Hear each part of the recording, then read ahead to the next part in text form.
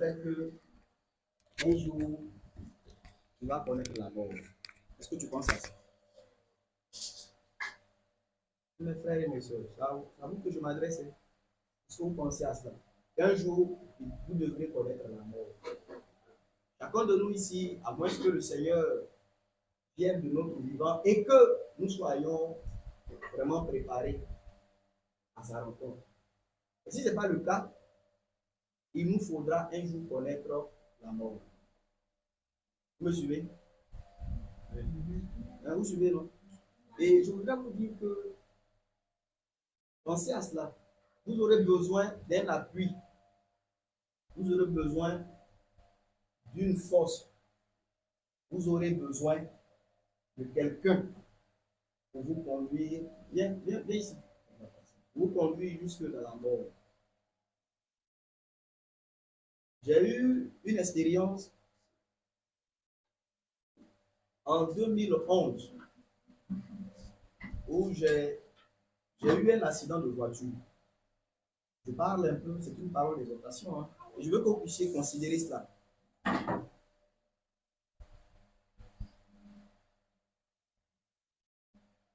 Vous voyez qu'on est assis ici, actuellement, on est nombreux.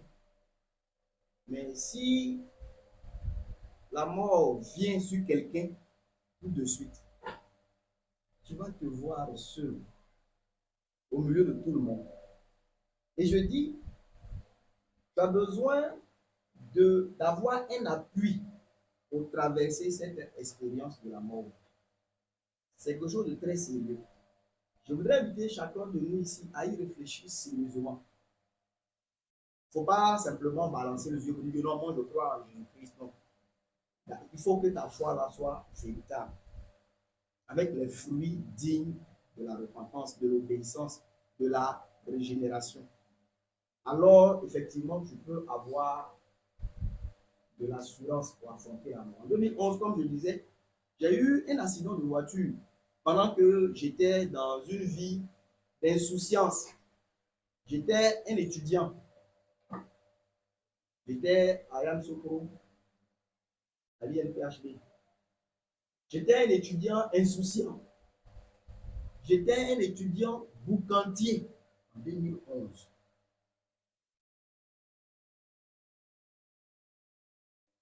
J'étais un étudiant qui portait des chaussures, on appelait ça dans ce cas-là, continue, en peau de crocodile, avec les pantalons au tissu brillant. Ah, les lignes là peuvent connaître ça. Ceux qui sont pantalons au tissu brillant. J'avais un ami, c'est un homme qui est très beau. Il s'appelle Harold Kwame, un jeune baoulé. Il est très grand de taille et il est clair. Et vous voyez comment je suis, court et noir. C'était nous deux qui nous promenions ensemble. On était toujours dans nos costumes plaqués à l'INPHB pour pouvoir chercher les femmes, charmer les jeunes femmes.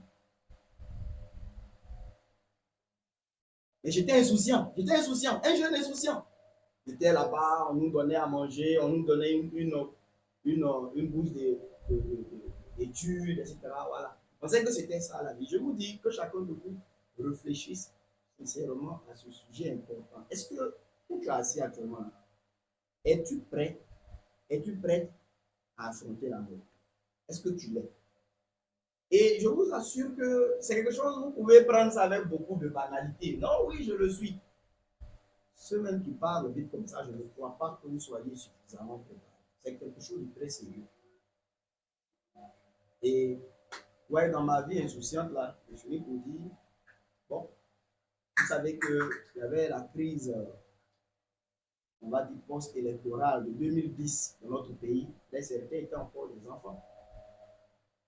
Et 2011, les choses étaient vraiment difficiles. Vous voyez, la crise l'a pris une tournure.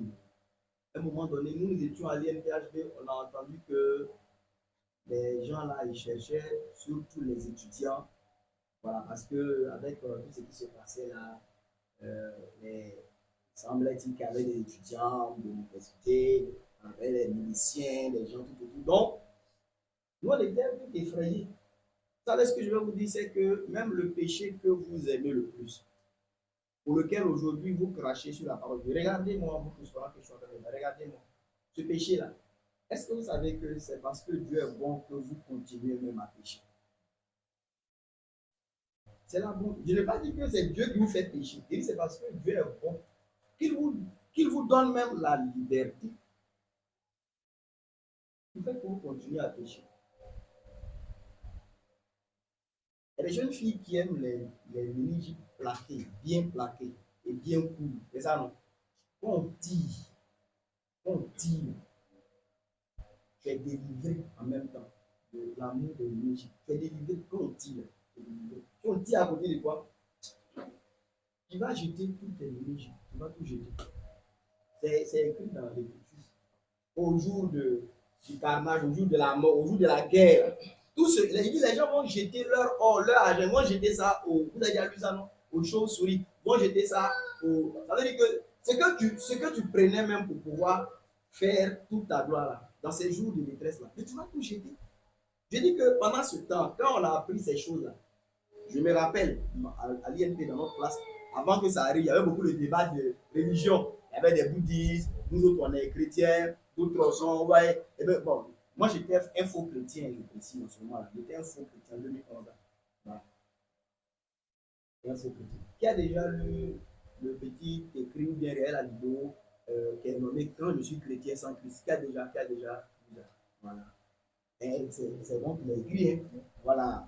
Voilà, je l'ai écrit. Et puis, bon, un frère on a fait une petite vidéo dans le temps. Voilà. Et même que j'avais beaucoup de personnes avaient partagé, même dans le temps, M. Marcel Tunassi, les Georges Nama, tous avaient partagé par la grâce de Dieu. Mais c'était ma vie. C'est là qu'il vivait. Et puis un jour, étant sauvé, le Seigneur m'a fait écrire ça. J'étais dans un véhicule, je revenais du travail. Et puis, le Seigneur m'a permis. Et puis, j'ai écrit ce petit texte-là. Quand je suis chrétien sans Christ, c'était ma vie, ça. Donc, en ce moment, j'étais un faux chrétien. Mais ce que je veux dire, c'est que quand la guerre a commencé à faire furie, là, en fait, il n'y avait plus d'école à l'INP. Au début, nous, on a continué jusqu'à un moment donné, vu que là-bas, on nous nourrit au restaurant, mais il n'y a même plus route pour aller chercher, manger pour nous. Donc, ils nous ont dit au restaurant, là, ils nous ont dit qu'il n'y a plus de nourriture. On ne peut plus nous nourrir là-bas. Donc, l'école a dit ceux qui peuvent partir, en tout cas quelque part, qu'ils partent. Je me rappelle qu'ils nous ont donné cette nouvelle-là, un mercredi 15h. Mais le silence, l'atmosphère même qui régnait sur la cité, là, c'était la mort, mes frères et mes sœurs. Mais avant qu'il y ait ce temps de guerre, c'était le chaud. C'était chercher femme ici, aller en ville, on appelait ça faire un port. Tu vois une jeune fille, tu la prends, tu as fait un port, tu l'envoies en cité. Ouais, non, on importait, on appelait ça faire un port. Certains collègues, même pendant que nous on va au cours, eux, on se rend compte, ils vont avec femme en cité, nous on va au cours, on va au cours. Il dit j'arrive. Ouais, voilà la vie qu'on mène. Mais je veux dire que quand la guerre a commencé à venir à notre porte, je vous dis mes frères et mes soeurs, toutes ces choses-là, nous avons perdu goût pour ça. Surtout qu'on a appris que les gens même avaient un regard particulier sur les étudiants là. Nous on était étudiants. Et notre salle de classe a été transformée en lieu de prière, notre salle de classe. Là-bas à l'INP, nous, nos salles, on appelle ça les génies. Voilà. Donc, moi, je faisais ma filière, on appelle ça GNP. Moi, ma filière, c'est génie, mécanique et productif. Donc, on dit dans le génie, voilà. Pour l'étudiant, on appelle ça génie électrique. Génie, c'est les choses du monde, hein. Génie électrique, génie mécanique, génie, voilà, chimique, etc. Donc, mais la salle, là, ça a été transformé en lieu de prière. Je vous dis, ils n'avaient pas où on a trouvé, il y a pas trouvé un tam-tam dans l'école. Les bouddhistes, musulmans, faux chrétiens, nous tous sommes ensemble. Donc, on priait quelqu'un. On priait parce qu'on avait peur. Et quand on nous a laissé là, ce que je vous disais que le mercredi, on nous a laissé à 15h, quand tout le monde était bien consterné. Il y avait des amis qui commençaient à manger les mangues vertes avec le sel. toute notre gloire, tout notre orgueil, c'est fini. C'est quoi on prépare pour toi que tu te gonfles, on prépare pour ta manger. Voilà.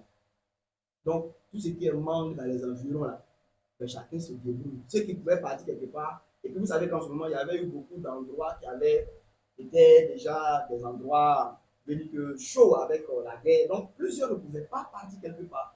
Et moi, quand on nous a laissé le mercredi, à 15 h, c'est le mercredi nuit, je me rappelle bien, voilà, que la ville de Yamoussoukro a été attaquée par les forces nouvelles, comme on les appelait.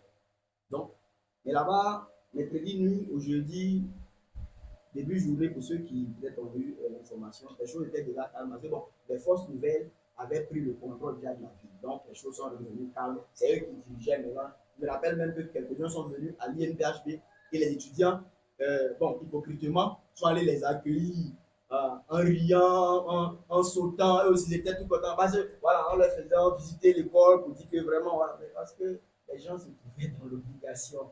Il fallait faire ça pour ne pas mourir. Voilà. Et le jeudi qui a suivi, comme je vous ai dit, la vie s'est calmée. Et le vendredi matin, je me rappelle, c'était le 1er avril 2011. Et ce jour-là, je me suis réveillé le matin. Je leur dis, mes frères et mes soeurs, que ce jour, votre frère que je suis aujourd'hui, j'ai failli entrer dans l'éternité au travers d'un accident de circulation, un accident de voiture. Ce qui est d'ailleurs la première fois. Bon, à bien ici, souvent, quand on voulait battre un peu votre derrière là, voilà. Mais c'était la première fois où, vous voyez, accident que vous voyez sur les, vous voyez, on parle de ça là. Vous voyez, souvent, on pense que ça ne peut pas nous arriver. Hein. Voilà, on pense que c'est les autres. Les gens font accident, ils peuvent vous rappeler une année. Ça, c'est déjà passé, hein, où il y a un accident où quelqu'un, même sa mère, est restée comme ça dehors. Les gens étaient calcinés, brûlés, morts sur place. Et ces choses-là, on pense à ça souvent. C'est déjà passé. Et on continue dans notre vie d'amusement. Voilà. Et ces personnes-là qui ont été ainsi brûlées sur place là. Bon, on se dit que peut-être que voilà, c'est eux qui méritaient ça, ou bien leur chauffeur là, il a mal oublié. Mais je vous dis qu'on se trompe brièvement. Quand les gens sont venus dire à Jésus que certaines personnes ont été tuées par Hérode, il a dit ces gens-là ne sont pas pires pécheurs que. En fait, vous qui êtes vivants là, la question que vous devez vous poser, c'est comment ça se fait que ce n'est pas moi qui suis dans ce taxi brûlé? Parce que celui qui a été brûlé là-bas, si on va fouiller dans sa vie, c'est quoi il fait de différent que toi? C'est le même péché que nous tous là on commet. C'est ça qu'il a mis là-bas. Donc Jésus dit que la bonne réflexion là, quand tu vois quelqu'un mourir comme ça, tu sais qu'il pêche, tu pêches, et puis lui il est mort comme ça, tu te demandes pourquoi toi tu n'es pas encore mort de cette façon. Pourquoi il dit si vous ne vous repentez pas, vous qui êtes là, vous allez vous aussi périr de la même manière. Ce jour-là, j'ai eu un accident de voiture pour vous dire simplement. Je me suis réveillé le matin, bon, j'avais comme j'étais un faux chrétien, j'étais né aussi dans l'église, je connaissais certains cantiques. Ce jour-là, il ne savait pas ce qui se passait. Mais quand je me suis réveillé, je ne faisais que chanter les chansons chrétiennes que je connaissais là. Il chantait, il chantait, il chantait. Comme l'homme dit, déjà, il était à côté de l'éternité, de la mort ce jour-là. Mais vous savez, le jour où on meurt là, ce n'est pas un jour qui est différent des autres. Voilà. Ça ressemble à un jour comme celui d'aujourd'hui. Et puis, voilà, c'est fini. Le cordon d'argent se coupe. Je suis parti prendre un véhicule de Yamoussoukro.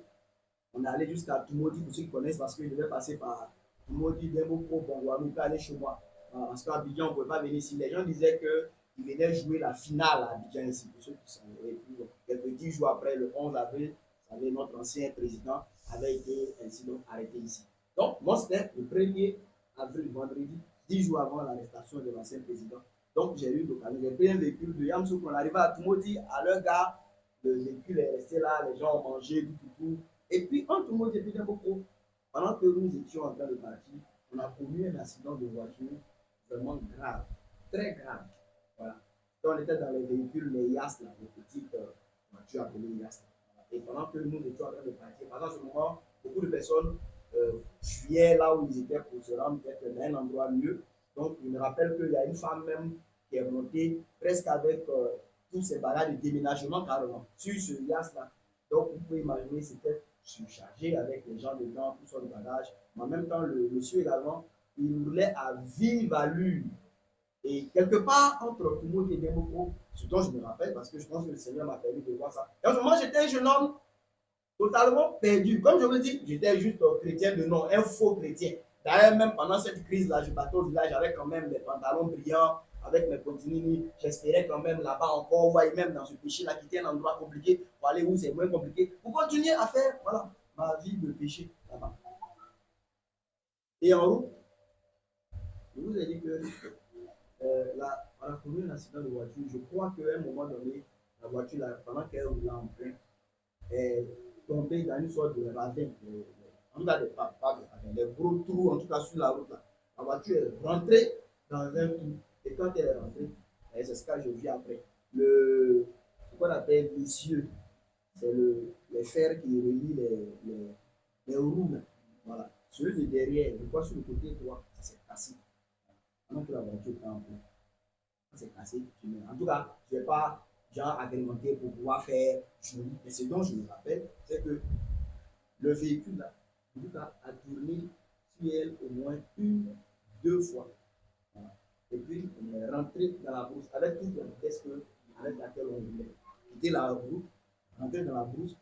Et vous pouvez imaginer tout ce qu'on avait comme vitesse rencontrant les arbres, les herbes. C'était le chaos. Ça criait de partout. Voilà. Et c'est à là que j'en venais pour vous faire savoir que quand vous êtes à côté de ce moment-là, vous aurez besoin d'un appui. Là, j'ai senti le besoin d'un appui. Mais je n'en avais pas. Dieu a eu pitié de moi. Comme je vous ai dit, j'étais au moins né dans l'église, je connaissais le nom de Jésus. J'ai crié le nom de Jésus. Parce que je savais, mais il n'a même pas le droit même de crier ce nom. Je l'ai crié et Dieu a eu pitié de moi parce que certainement il voulait faire de moi son enfant et aussi son serviteur. Quand j'ai crié le nom de Jésus, à un moment donné, la voiture là s'est stationnée, ça s'est arrêté. En tout cas, j'ai pu trouver un endroit, c'était une sorte de chute là. Voilà, j'ai pu me tirer de là, je suis sorti de là. À la grâce de Dieu, je n'ai pas été blessé. Il y a eu des blessés graves, voilà. Mais moi, je n'ai pas été blessé. J'ai eu juste des égratignures là, derrière mon dos ici. Voilà. Juste des égratignures comme quand tu t'es frappé avec, voilà, avec du mur comme ça. J'ai eu juste des égratignures là. Et je me rappelle quand je me suis sorti de la route là, de la brousse, il y avait mon pied droit, quand j'étais en pantalon, mon pied droit était tout mouillé. C'est-à-dire que le pantalon avait collé mon pied. Donc j'avais peur de regarder parce que je me suis dit que ça là, voilà, certainement que mon pied là est broyé, c'est tout mon sang. Donc, mais après, bon, par là, c'était de l'eau. Il y avait une femme qui était assise à côté de moi, elle avait un bidon d'eau, je me suis rendu compte, c'était l'eau qui était versée sur moi. Elle avait un bébé aussi, par là, Dieu n'a rien eu dans la suite. Et il sortit de la brousse, moi qui étais habituellement, non pas, il était sous moi, il était dans mon coin, il fait les choses, mais tu ne sais pas, il ne parlait pas trop. Quand je suis sorti de là, ce jour, j'ai commencé à dire publiquement merci à Dieu. Il y avait des villageois qui avaient entendu, c'était à côté d'un village, le bruit de l'accident. Ils sont sortis pour venir voir. Et j'entendais les gens se demander si j'étais sorti de l'accident. D'autres n'en croyaient pas. Mais moi, je disais merci à Dieu. Bon, après, ça a été le commencement de mon histoire avec Dieu. Parce que c'est pendant que je disais ce merci à Dieu là, que j'ai entendu la voix du Seigneur dans mon cœur. Il m'a dit une parole choquante. Il m'avait dit à peu près que si je mourrais ce jour, je serais jeté en enfer. Voilà la parole que j'ai entendue. Et ça m'a vraiment choqué. Comme un bon religieux, je me suis dit, mais comment je vais partir en enfer vu que je vais à l'église? Et le Seigneur m'a répondu, à peu près selon Isaïe 58, que en fait, Isaïe, je crois, 59, voilà, que en fait, ce sont des péchés qui créent une séparation entre toi et ton Dieu. Voilà. Donc, ça a été le commencement de ma réponse. Mais ce que je veux simplement dire aujourd'hui, c'est que je veux exhorter chacun de nous. Pour ceux qui sont dans la foi, pour ceux qui ne sont pas dans la foi, que chacun de nous se prépare à cette expérience. Je veux dire que de la mort que nous devons. Ça ne va pas prévenir forcément quelqu'un. Et il faut que nous tous là, nous puissions mourir dans la foi. Parce qu'en ce moment-là, on pourra s'appuyer sur le Seigneur pour nous faire traverser ce moment qui nous est inconnu. Mais si tu n'as pas le Seigneur, c'est un moment qui est dangereux. Parce que ce que je vais dire, c'est que ce jour, dans cet accident, j'ai compris que je n'avais aucun avis. Tous mes amis, tout le bouquin que je faisais, toute la vie de l'eau dans laquelle je me plaisais, là, je ne pouvais pas appeler quelqu'un au secours. Je me voyais devant la mort. Et finalement, c'est à Jésus que j'ai crié. Et je bénis Dieu qui a eu pitié de moi malgré ma vie de péché. et qui m'a sorti de là. Et son œuvre a été puissante parce qu'il a continué jusqu'à me porter à une rencontre véritable avec le Seigneur pour que je puisse aujourd'hui être votre frère et serviteur de Dieu que vous voyez. Donc, je voudrais juste par ces paroles-là encourager chacun à penser sérieusement à ce jour-là où la mort viendra frapper à ta porte. Si tu n'es pas dans la foi, ce serait vraiment un moment effroyable parce que non seulement la mort va aussi déjà te terrifier, mais après cette mort-là, ce sera la perdition éternelle. Et si tu es dans la foi, malgré que cette mort-là viendra avec ses terreurs, tu pourras t'appuyer sur le Seigneur pour pouvoir même l'affronter avec toute la paix que Dieu lui-même donne de manière surnaturelle. Et après cela, tu verras aussi ce pays beau pour lequel nous souffrons, pour lequel nous luttons, pour lequel nous travaillons et luttons jusqu'aujourd'hui. Donc que Dieu vous bénisse, voilà, et que cette parole-là puisse être utile à quelqu'un en Jésus notre Seigneur. Amen. Amen.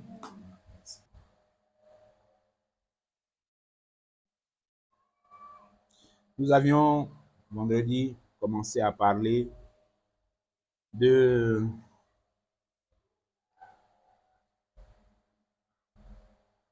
sujet qui nous a amené à explorer plusieurs choses dans les Écritures. On a parlé de la foi, on a parlé du nouveau statut que Dieu nous a donné en faisant de nous la demeure de son esprit, sa demeure, le temple du Saint-Esprit. Alors, pour rappeler un peu ce que nous avions dit,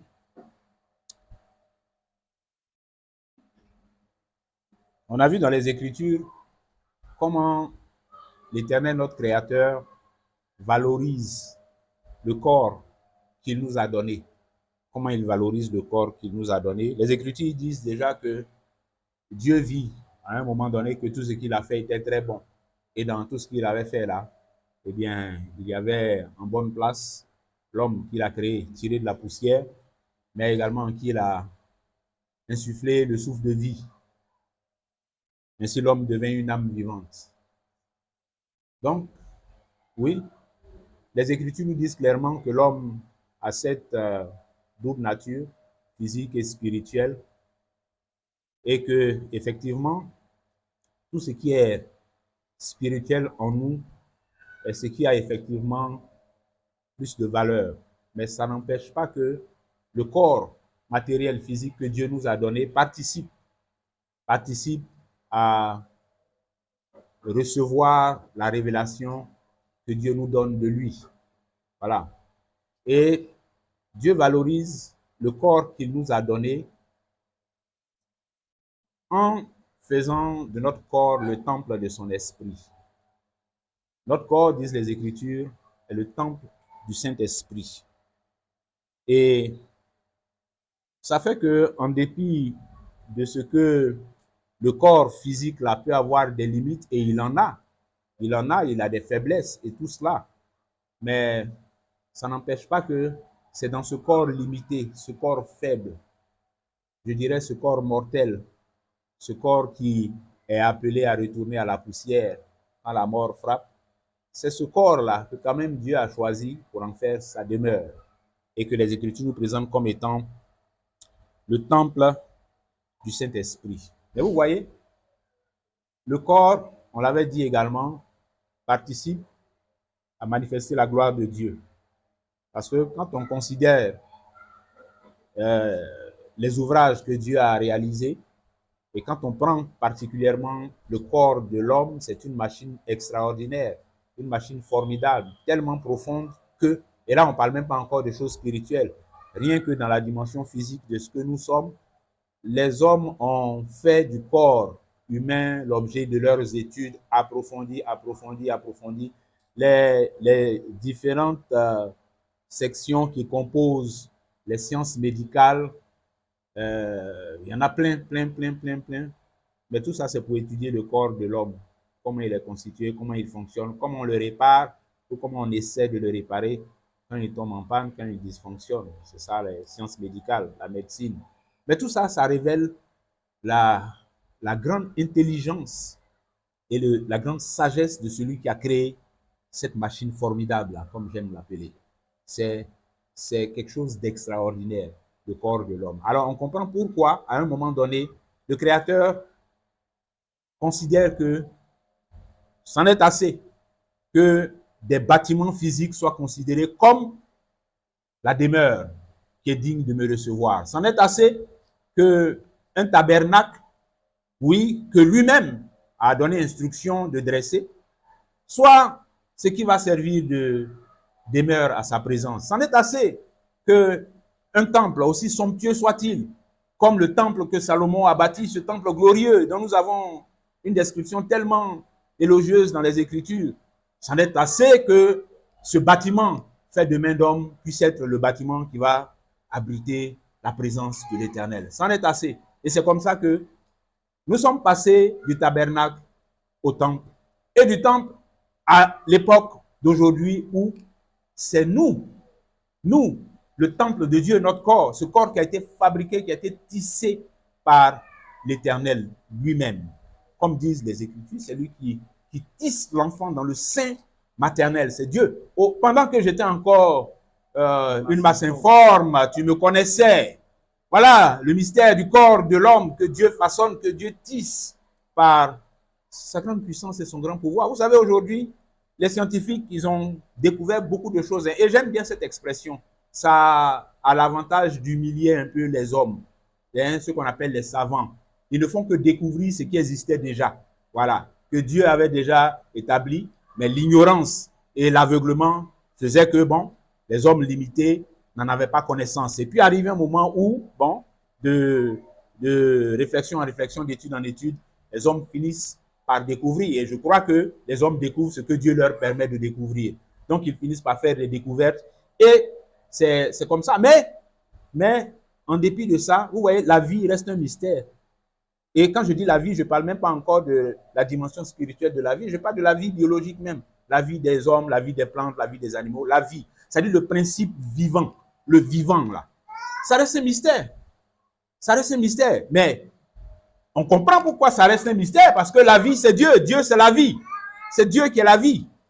Et les hommes ont réussi à créer beaucoup de choses, à fabriquer, à réaliser des prouesses en médecine, beaucoup de choses. Mais ils n'ont jamais réussi, et je crois qu'ils ne réussiront jamais à créer la vie. Parce que ça appartient au Créateur. Ouais, ils imitent, ils reproduisent la vie. Ce que les hommes font, c'est de reproduire la vie.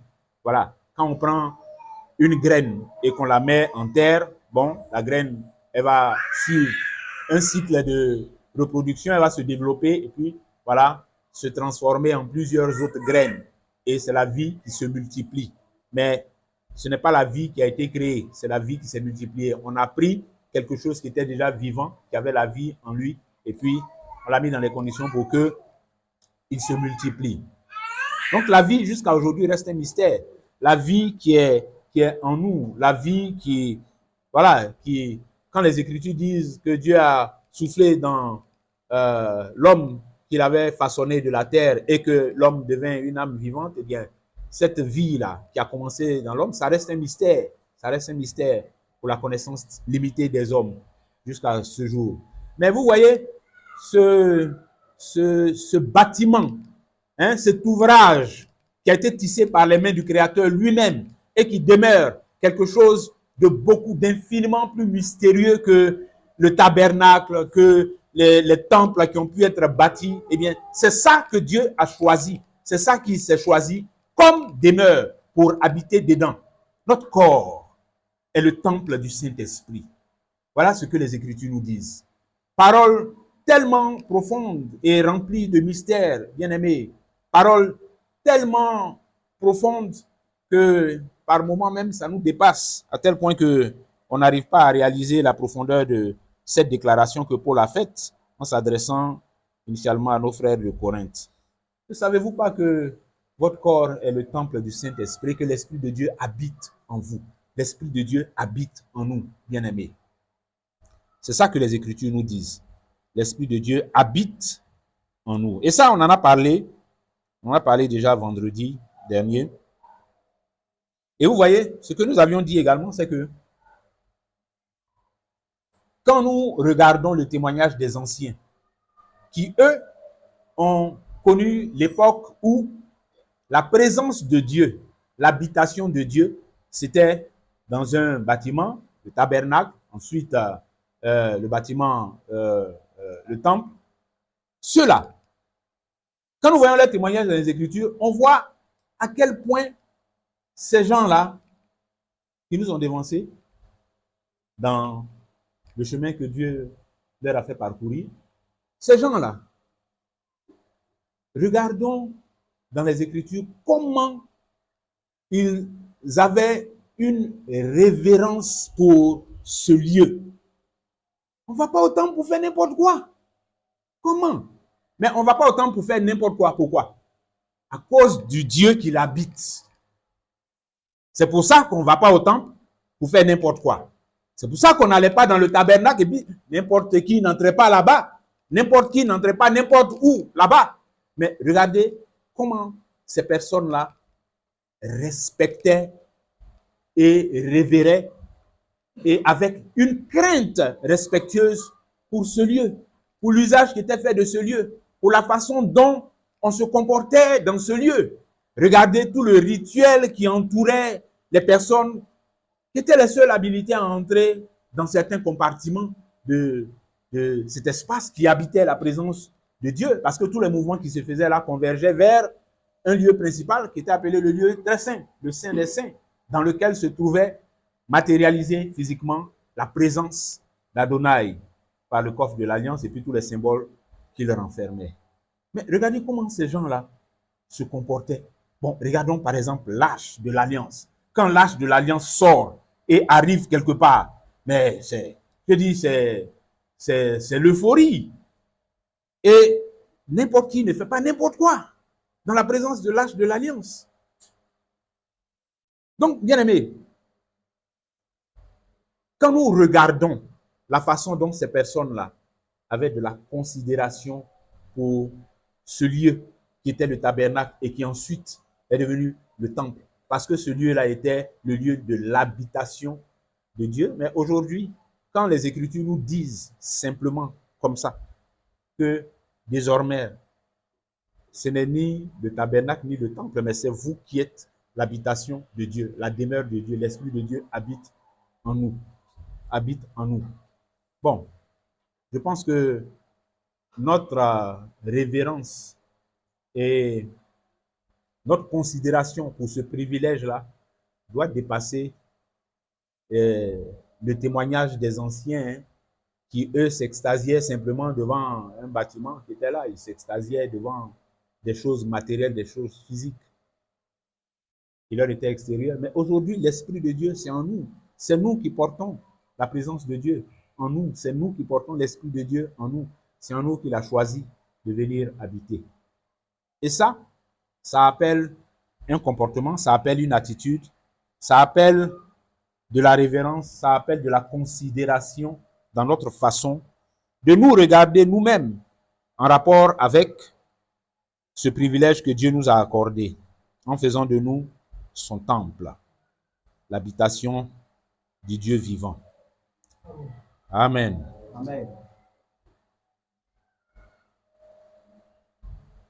On se souvient de ces paroles-là c'est dans Agé, la gloire de cette dernière demeure sera plus grande que celle de la première.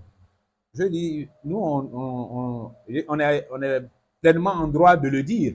La gloire de la demeure actuelle de Dieu là, est encore plus grande que celle dont parlait même Agé. La gloire de cette demeure est encore plus grande, parce qu'elle est encore plus glorieuse. Ce corps dans lequel Dieu habite aujourd'hui, il est encore plus glorieux, plus glorieux. Mais toute cette gloire-là, elle vient de la présence de Dieu lui-même. Alléluia. Parce que la gloire de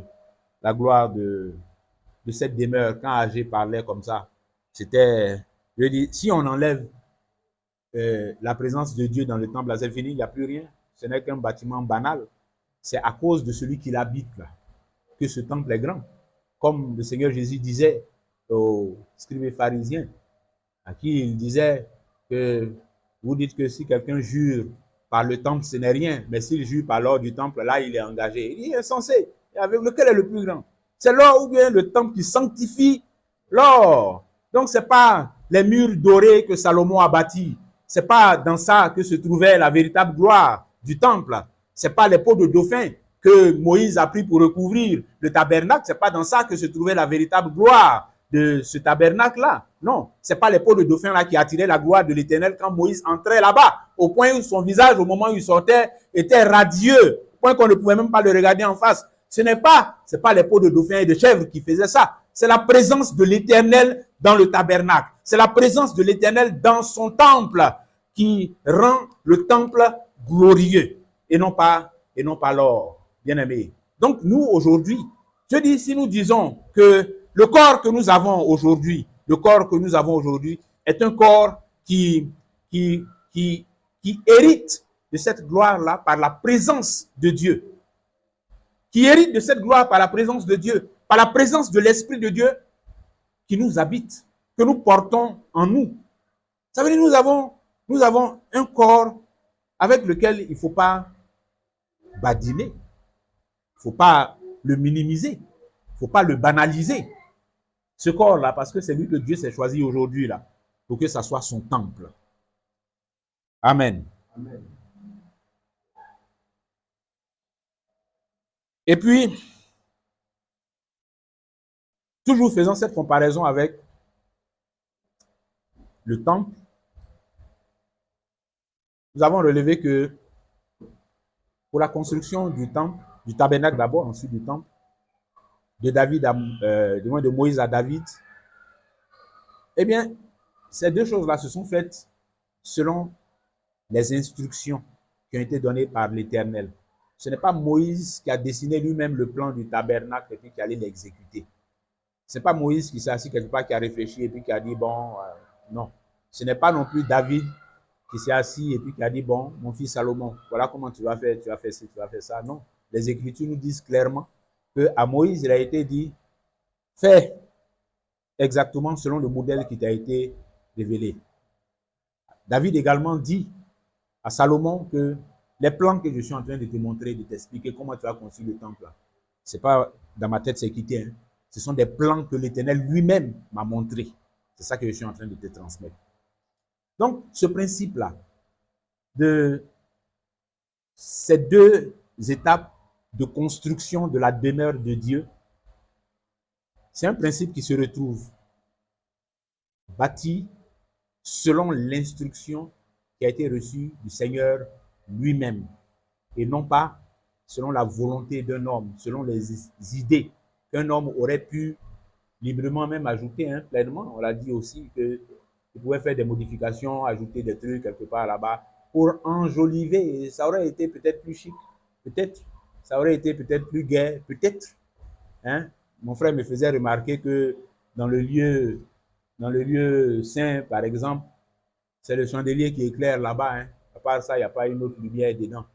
Bon, est-ce qu'un seul chandelier, hein, avec ces quelques branches-là, il était suffisant pour éclairer dans le tabernacle, comme ça? Peut-être qu'avec plus de lumière, on verrait mieux clair. Hein? Les Lévites qui entrent là-bas, peut-être qu'ils auraient vu de façon plus claire, voilà. Mais non, il n'en a rien été. Ça aurait été plus confortable, certainement, mais il n'en a rien été. Ils s'en sont tenus aux limites qui leur ont été imposées par le modèle donné par l'Éternel lui-même. C'est comme ça qu'il a voulu que sa maison soit bâtie, et c'est ainsi que sa maison a été bâtie, dans l'obéissance par ses serviteurs, qui ont donc exécuté pleinement ce qu'il a dit. Alors, ce principe de rester dans les limites et ne pas aller au-delà de ces limites-là, on a vu ça un peu comme quelque chose d'important aussi dans notre marche avec le Seigneur, dans la vie de l'Église même de façon générale. Ce principe de rester dans les limites. Voilà. Bien que le bon sens puisse nous commander par moment de pouvoir ajouter ci ou bien faire ça, mais qui nous fera aller au-delà des limites que Dieu a fixées. On a pris l'exemple notamment de l'interdiction qui est faite aux femmes d'enseigner dans l'Église. Voilà. ce qui ne voulait pas dire que une femme ne peut pas connaître les Écritures. Une femme peut connaître les Écritures même, bien, plus qu'un homme même. Ça peut se faire qu'une femme maîtrise, elle connaît, elle a une parfaite connaissance des Écritures et tout ça. Mais pour autant, ça ne la qualifie pas pour aller au-delà des limites qui ont été établies par le Seigneur. Le Seigneur n'a pas dit les femmes seront ignorantes, elles ne connaîtront rien dans les Écritures, donc il ne leur est pas permis d'enseigner. C'est pas ça que Dieu a dit. Non. Mais que l'enseignement, ce n'est pas pour elles. On a dit la même chose aussi pour le rôle d'une femme dans la maison. Le rôle de la fonction de chef, c'est dévolu à l'homme. Ça ne veut pas dire que une femme ne peut pas être une femme genre, comme on dit là, femme-garçon. Elle maîtrise les choses. Voilà, elle est capable de gouverner la maison même, de maîtriser les enfants, de gérer la maison, prendre les décisions, tout ça. Oui, femme peut faire comme ça, mais ce n'est pas son rôle. C'est la limite qui a été établie par le Créateur. Donc, même s'il arrive que, oui, une femme est capable de développer ses aptitudes, ses capacités, tout ça, c'est l'homme qui est le chef. C'est ça que Dieu a établi. Et c'est ça la limite à ne pas franchir. Même si, bon, on voit quelqu'un qui pourrait avoir des capacités de jouer un rôle de chef. Rester dans les limites telles qu'elles ont été fixées et établies par le Créateur. Important. On a vu cela comme surtout un appel à l'obéissance. Un appel à l'obéissance parce que le principe de rester dans les limites, c'est déjà ce principe qui est appliqué dans l'exécution du modèle qui est donné pour la construction de la maison de l'Éternel. Ouais, par exemple, l'épisode du fruit défendu avec Adam et Ève. Quand l'Éternel défend à Adam et Ève de manger de ce fruit-là, ce n'est pas parce que le fruit-là, s'ils veulent manger, ils ne peuvent pas aller manger. La preuve, ils ont mangé. Donc, ce n'est pas qu'ils n'auront pas la capacité. S'ils tendent leur main, le fruit va se déplacer ou bien ça va les brûler. Non. Mais c'est une limite qui a été fixée par le Créateur. Leur rôle, leur posture, c'est de rester dans cette limite-là et de ne pas chercher à la franchir. S'ils veulent y désobéir, ils ont la possibilité de désobéir. Et voilà, ils ont désobéi effectivement. Parce que cette possibilité existait. Donc, le fait que Dieu donne des limites ne signifie pas que si tu vas aller au-delà de ces limites-là, lui, il va t'attraper. Ou bien quelque chose va te pousser. Non. Dieu a fixé une limite. À nous, ce que nous avons à faire, ce qui nous est demandé, c'est de nous en tenir à ce que le Créateur a fixé, a établi comme limite. Et puis tout baigne. Moi, je fais également une réflexion, toujours avec ce qui s'est passé dans le jardin d'Éden, dans le même esprit de ne pas aller au-delà des limites que le Créateur a établies. Je fais une réflexion, bon, je ne sais pas ce que vous allez en penser, mais moi, c'est comme ça que je réfléchis un peu. Dans le jardin d'Éden, ce qu'ils ont fait là, ce qui s'est passé là, moi, je fais une analogie entre ça et puis, par exemple, les pouvoirs surnaturels que certaines pratiques arrivent à développer dans l'homme, chez les féticheurs, les sorciers, les occultistes, les mystiques et tout ça. C'est-à-dire, si tu vas chez les rosicruciens, ils vont t'apprendre les techniques de comment on sort de son corps. Ouais, non? Ils vont t'apprendre ça. Et tu vas faire ça. Tu vas te voir sortir, tu vas voir ton corps couché et puis toi, tu es en haut. Et puis bon, tu peux voyager, comme ils appellent ça, les voyages astro, un voyage astral. Tu es ici et puis en un instant, tu te retrouves quelque part là-bas. Vous partez faire une réunion, etc. Et d'ailleurs même, c'est comme ça. J'ai lu quelques témoignages. C'est comme ça qu'ils forment leurs adeptes. Au début, c'est avec les monographies là. Et puis après, arrive un moment où c'est quelqu'un, ton formateur là, il apparaît dans ta chambre. Et puis vous faites la formation. Quand c'est fini, lui, il s'en va. Maintenant, quand vous êtes arrivé à la leçon où on va t'apprendre à sortir de ton corps là, c'est toi qui le rejoins maintenant. Voilà. Quand il est l'heure de la formation, c'est toi qui le rejoins chez lui là-bas. Bon, ce sont des expériences, c'est vrai. C'est-à-dire les gens sortent de leur corps, effectivement. Maintenant, pourquoi les gens arrivent à sortir de leur corps? C'est-à-dire le langage qu'ils tiennent là, c'est que tu as un pouvoir en toi, tu as des capacités en toi, tu as des choses que tu es capable de faire, mais tu ignores. Tu as ton troisième œil qui est ici, qu'on peut ouvrir. Tu vas voir des choses dans le spirituel. Au village, on dit c'est un peu là. On va te laver et puis tes yeux vont s'ouvrir, tu vas voir aussi. Puis effectivement, tu vois des choses. Quand on lave tes yeux là, tu vois des choses hein, que les autres ne voient pas. Tu vois des choses. S'il y a des sorciers qui sont dans les parages là, tu les vois. S'ils sont en train de faire un voyage là, tu les vois aussi, tu les vois passer. Parce qu'on a ouvert tes yeux. Mais vous voyez, je dis, ce sont des choses réelles et ça me rappelle un peu le témoignage que vous nous avez partagé hier là. Hein, lui qui est allé quelque part et puis il a vu des formes bizarres passer devant lui. Mais c'était quelque chose de vrai, il a vu quelque chose passer là. C'était une expérience spirituelle, mais il a vu des choses concrètement. Bon, ma réflexion, quand je ramène ça à ce qui s'est passé dans le jardin d'Éden, quand l'Éternel dit que ne touchez pas à ça, parce que le jour où vous touchez à ça, ça ne sera pas bon pour vous. Vous allez mourir. Quand Adam et Ève sont allés toucher là, le fruit là, on dit quoi? Quand Ève a mangé, elle vit qu'il était bon pour ouvrir les yeux. Il était précieux pour ouvrir l'intelligence. Elle a vu ça, elle a expérimenté quelque chose de réel en dépit de l'avertissement que l'Éternel avait donné. Donc l'Éternel n'avait pas dit que le fruit là, si vous mangez, vous n'allez pas voir que c'est précieux pour ouvrir l'intelligence ou bien, c'est pas ce qu'il leur a dit. Il leur a dit de ne pas manger. Maintenant, si elle a mangé et que ses yeux ont été ouverts, mais c'est parce que c'était là déjà.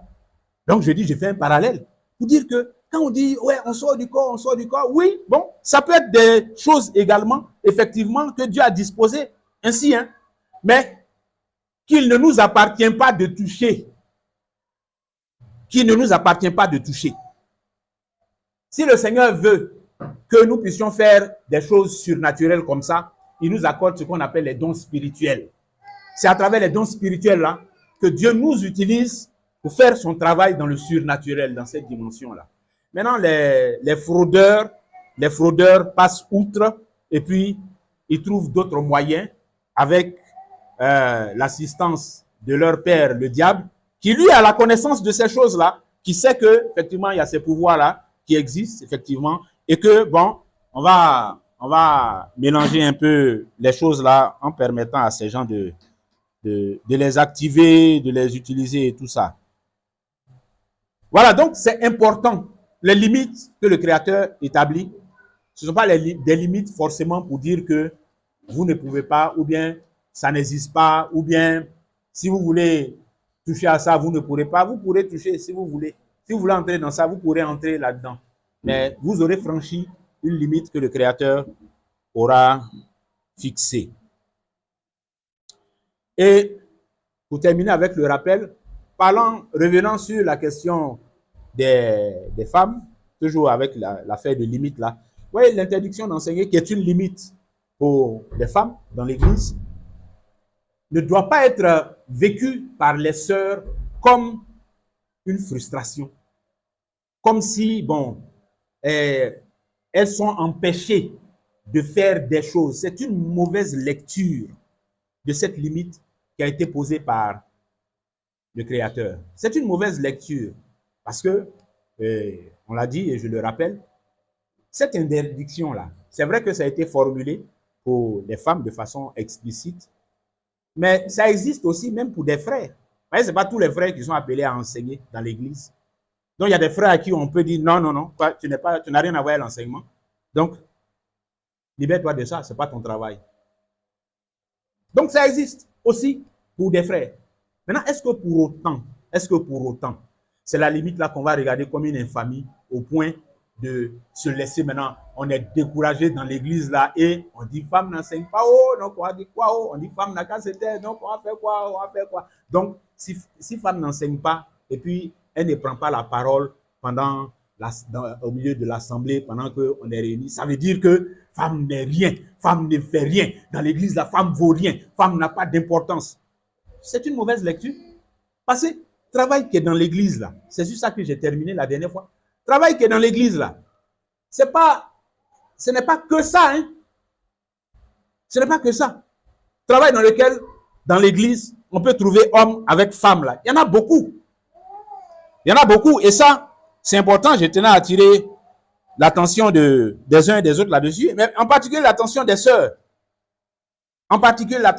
Parce qu'il ne faut pas que l'enseignement sur la question de la limite qui est faite à la femme, l'interdiction qui est faite à la femme d'enseigner dans l'église, est un effet de démotivation parce que les sœurs auraient mal compris certaines choses. Ou alors, même si elles ont bien compris ça, la limite ne signifie pas aller dormir. La limite ne signifie pas bon débarras, c'est les frères qui doivent travailler, c'est les hommes qui doivent travailler. Nous, voilà, on est en backup, on est derrière, voilà, on attend, on regarde seulement de loin. C'est pas ça, hein. C'est pas ça, c'est pas ce que ça veut dire. C'est pas ce que ça veut dire. Donc, les sœurs, là, je suis un peu sur vous, hein. Je suis un peu sur vous. Parce que la vérité, c'est que, effectivement, comme vous le dites souvent, nous avons reçu le même esprit. Il n'y a pas esprit pour les femmes et puis esprit pour les frères. C'est le même esprit. C'est ce que nous disent les Écritures. Hein? 1 Corinthiens 12, 11 dit, un seul et même esprit opère toutes ces choses, les distribuant à chacun en particulier comme il veut. Donc c'est le même esprit qui opère ces choses en nous. Dans la distribution des dons spirituels, là, il n'y a pas, le Seigneur ne trie pas. Que comme c'est les femmes, donc elles n'ont pas de dons spirituels. Les femmes ont des dons spirituels aussi. Les femmes exercent des dons spirituels, les femmes reçoivent des dons spirituels. Donc les femmes doivent rechercher aussi, aspirer. Quand Paul dit aspirer aux dons spirituels, là, ça concerne aussi les sœurs. Ça concerne aussi les femmes. Donc ce qu'un frère ferait avec ses dons spirituels dans l'église, là, pour participer à la construction de l'église, c'est ça, c'est la même chose exactement qu'une sœur ferait pour construire également, pour participer à la construction de l'église. Parce que l'appellation de pierre vivante, là, ce n'est pas réservé aux frères.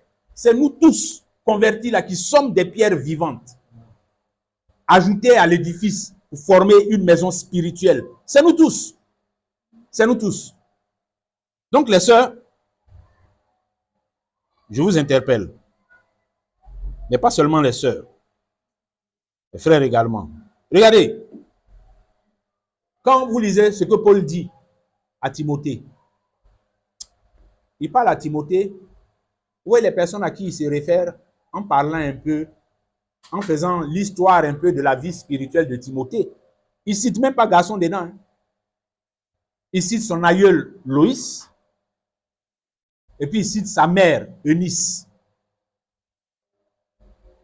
dont il rappelle le témoignage. Voilà, les bonnes choses spirituelles qu'elles avaient. Voilà.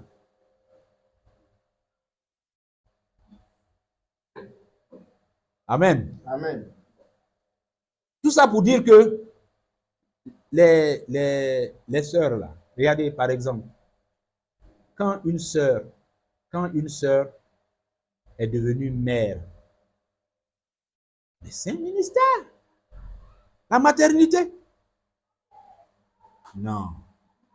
Et il y a des choses spécifiquement que les sœurs là, les mères là, apportent aux enfants que les pères ne peuvent même pas apporter. C'est un ministère, c'est un travail. C'est un service pour le Seigneur. Ce qu'une mère fait vis-à-vis de ses enfants.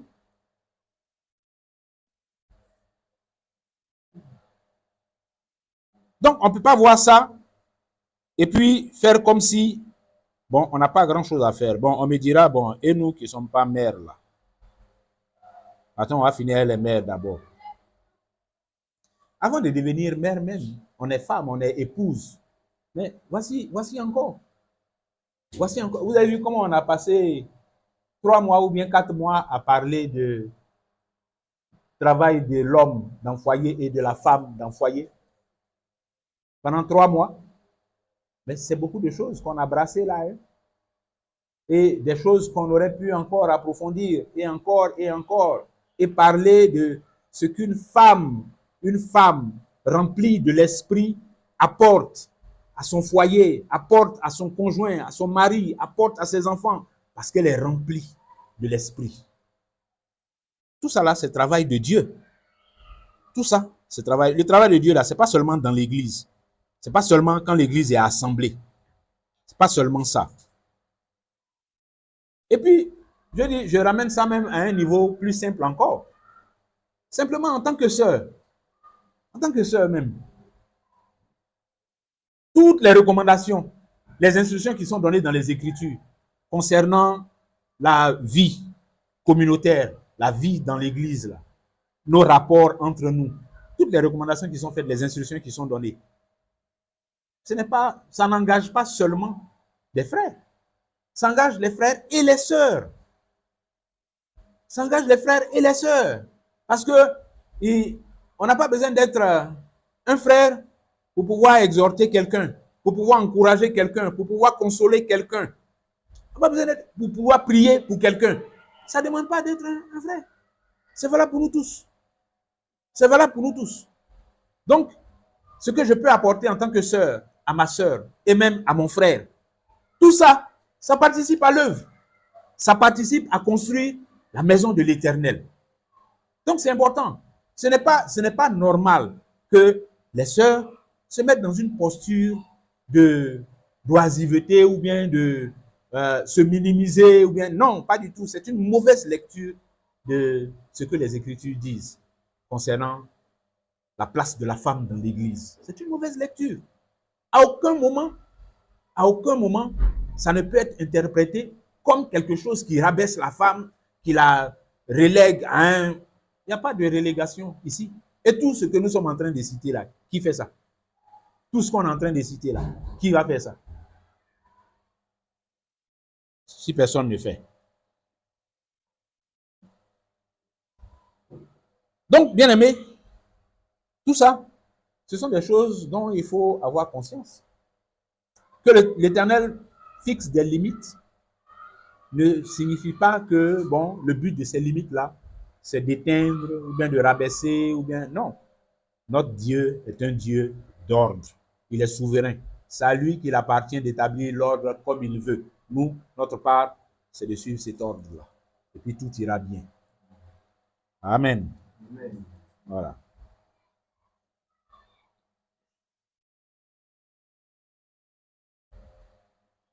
Paul dit justement à Timothée, en 1 Timothée chapitre 3, versets 14 et 15, il dit, je t'écris ces choses en espérant aller bientôt vers toi. Mais si je tarde, tu sauras comment il faut te conduire dans la maison de Dieu, qui est l'église du Dieu vivant, la colonne et l'appui de la vérité. Tu sauras comment te conduire dans la maison de Dieu, qui est l'église du Dieu vivant. Donc, savoir comment se conduire, c'est tout ça là. Ce sont ces règles, ces principes, ces limites et tout ça qui permettent qu'on sache comment se conduire, parce qu'il y a une façon de se conduire, il y a une façon de faire, il y a une façon d'être dans la maison de Dieu. Sinon, Paul ne dirait pas ça, il n'utilisait pas cette expression. Ça veut dire que ce n'est pas toutes les façons de faire qui sont les façons de faire dans l'église du Dieu vivant. Ce n'est pas toutes les manières de faire qui correspondent à ce qui doit être fait dans l'église du Dieu vivant. Donc, il y a une façon de faire qui est propre à l'église du Dieu vivant. Et c'est ça qu'on doit connaître et c'est ça qu'on doit pratiquer, qu'on doit appliquer.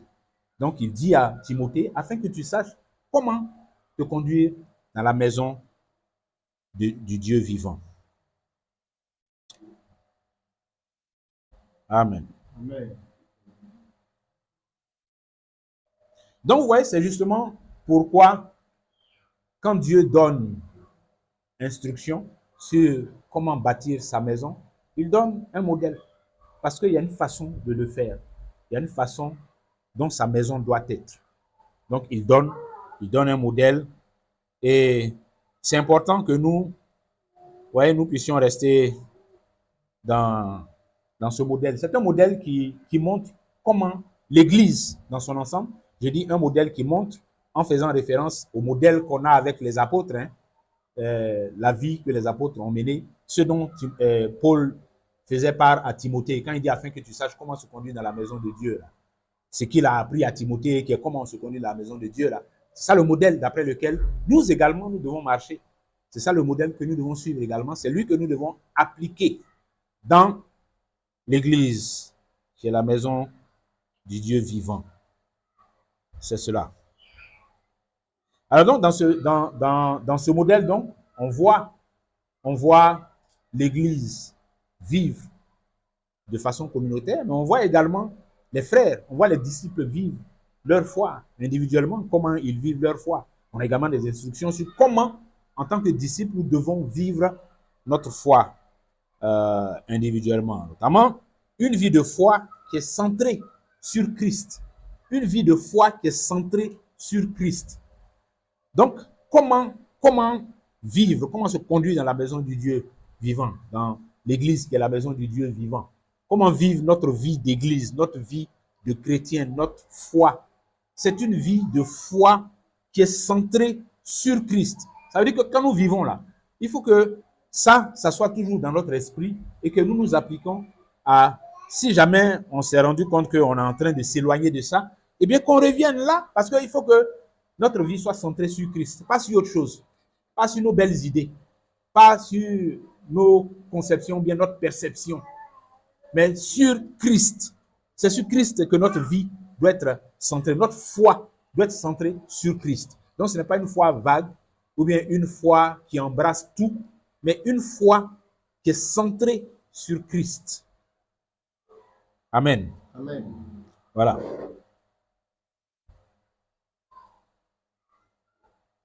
Et une telle foi centrée sur Christ, bien sûr, ça nous demande et ça nous amène à être toujours attachés au cep. Toujours attachés au cep. Parce que notre vocation, c'est de porter du fruit. Maintenant, pour porter ce fruit, la foi, là, elle doit être centrée sur Christ et nous devons être toujours rattachés à lui, qui est le cep. Toujours.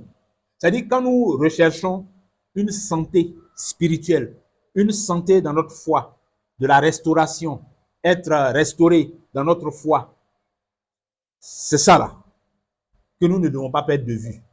Centré sur Christ. C'est quand on commence à se... je cherche le contraire de centré. J'ai failli dire décentré.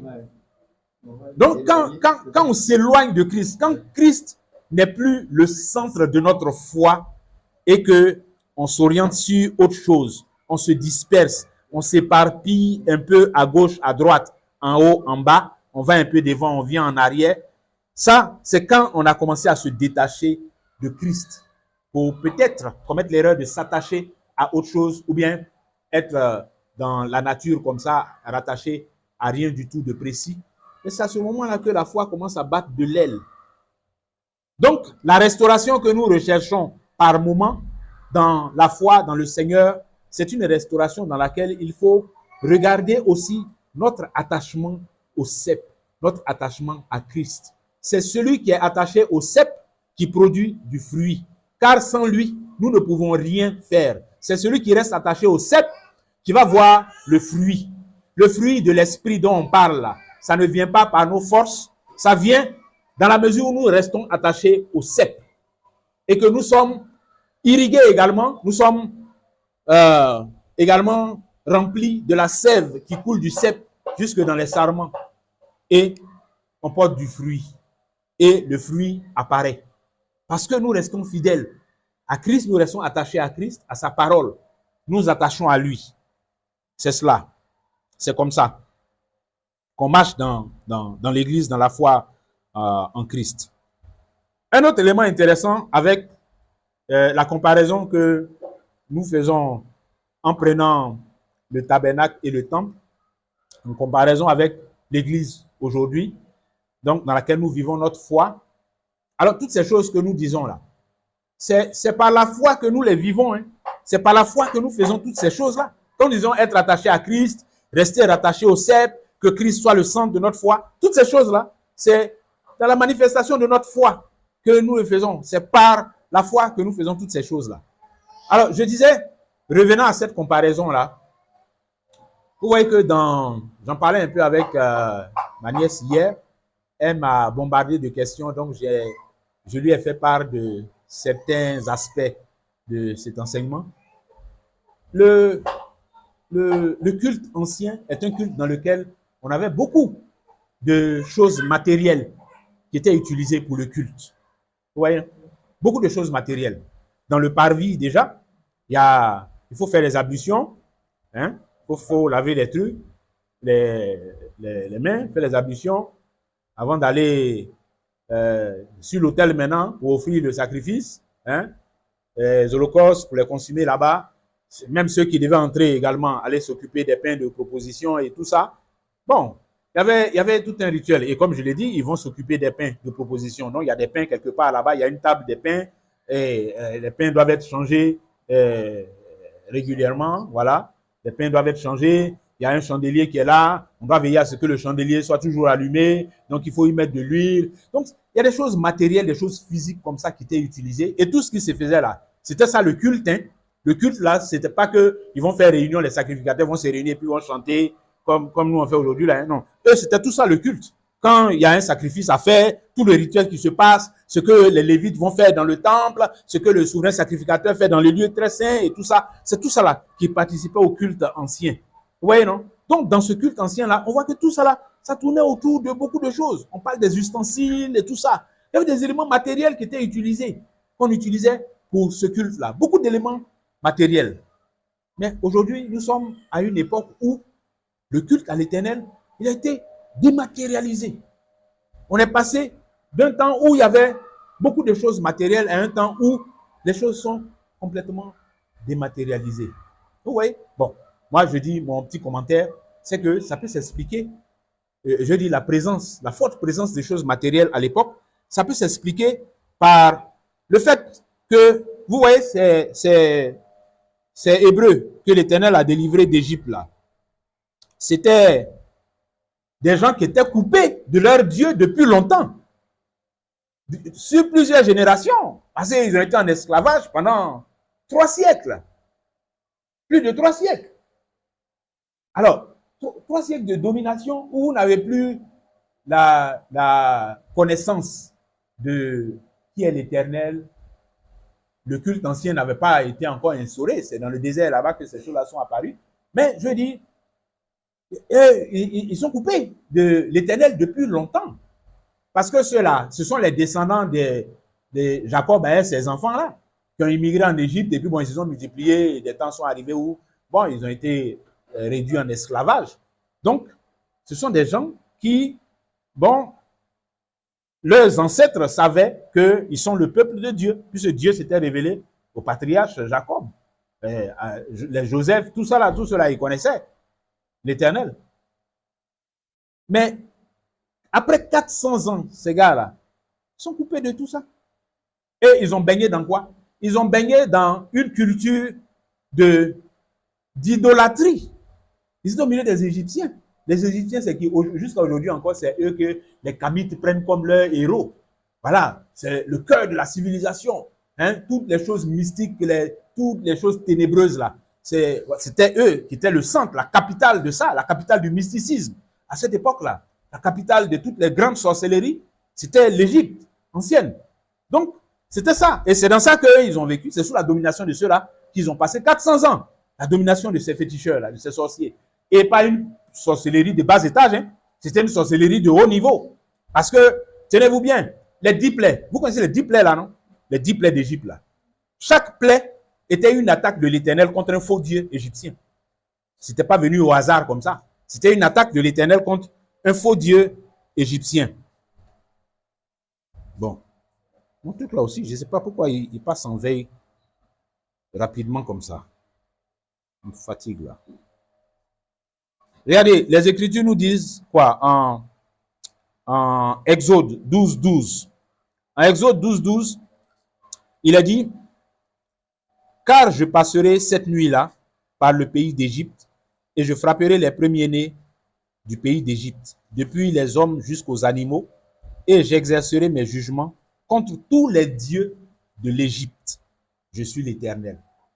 Ça dit, c'est un jugement que l'Éternel était en train d'exercer contre les dieux égyptiens. Et chaque plaie visait une divinité égyptienne. Amen. Et je crois que les premiers-nés même, vous avez les premiers-nés en Égypte, ce sont les héritiers du trône. Hein? Le premier-né de Pharaon, c'est l'héritier du trône. Donc, quand l'Éternel frappe le premier-né de Pharaon, le pharaon, là, c'était un dieu. Hein. Enfin, il était considéré comme dieu par les Égyptiens. Donc, c'était une divinité. Il avait une figure divine. Donc, quand l'Éternel frappe le premier-né qui est censé hériter, là-bas, c'est à cette divinité-là qu'il a touché. Donc, d'une manière spirituelle, Dieu était en train d'attaquer, de prononcer un jugement sur cette divinité égyptienne-là. Mais regardez, si la délivrance s'opère de cette manière, pour délivrer son peuple, Dieu fracasse les dieux égyptiens et puis il fait sortir son peuple. Mais ça veut dire que son peuple était dans cette captivité-là, ignorant de lui, leur Dieu, mais ils étaient omnibulés par toutes les divinités et les pratiques mystiques occultes des Égyptiens. Ouais. Donc, on imagine que pour eux, la référence des choses spirituelles, c'est ce qu'ils ont vu en Égypte. La référence des choses spirituelles, c'est ce qu'ils ont vu en Égypte. Bon, peut-être qu'il a plu à l'Éternel de ne pas les brusquer en leur donnant un peu à petite dose. Donc, encore quelques rituels avec beaucoup de représentations matérielles. Mais un temps arrive où l'Éternel met fin à tout ça, où on n'en a plus besoin. Lui qui, à un moment donné, prescrivait que les choses se fassent avec ces supports matériels-là, arrive un moment où il interdit que se fasse une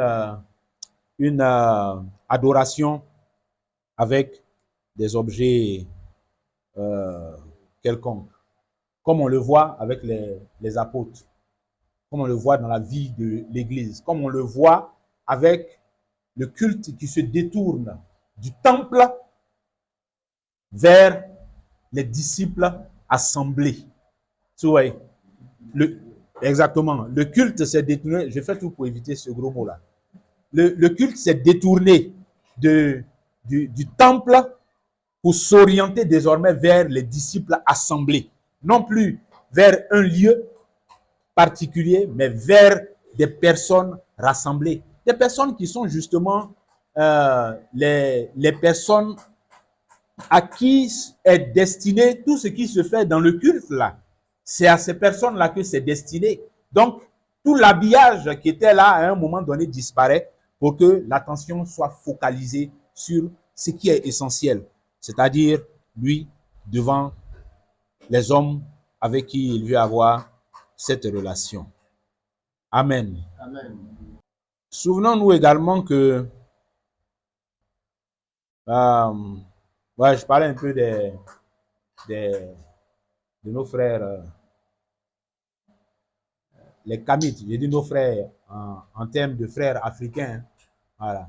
Sinon, dans leur foi, là, on n'est pas frères.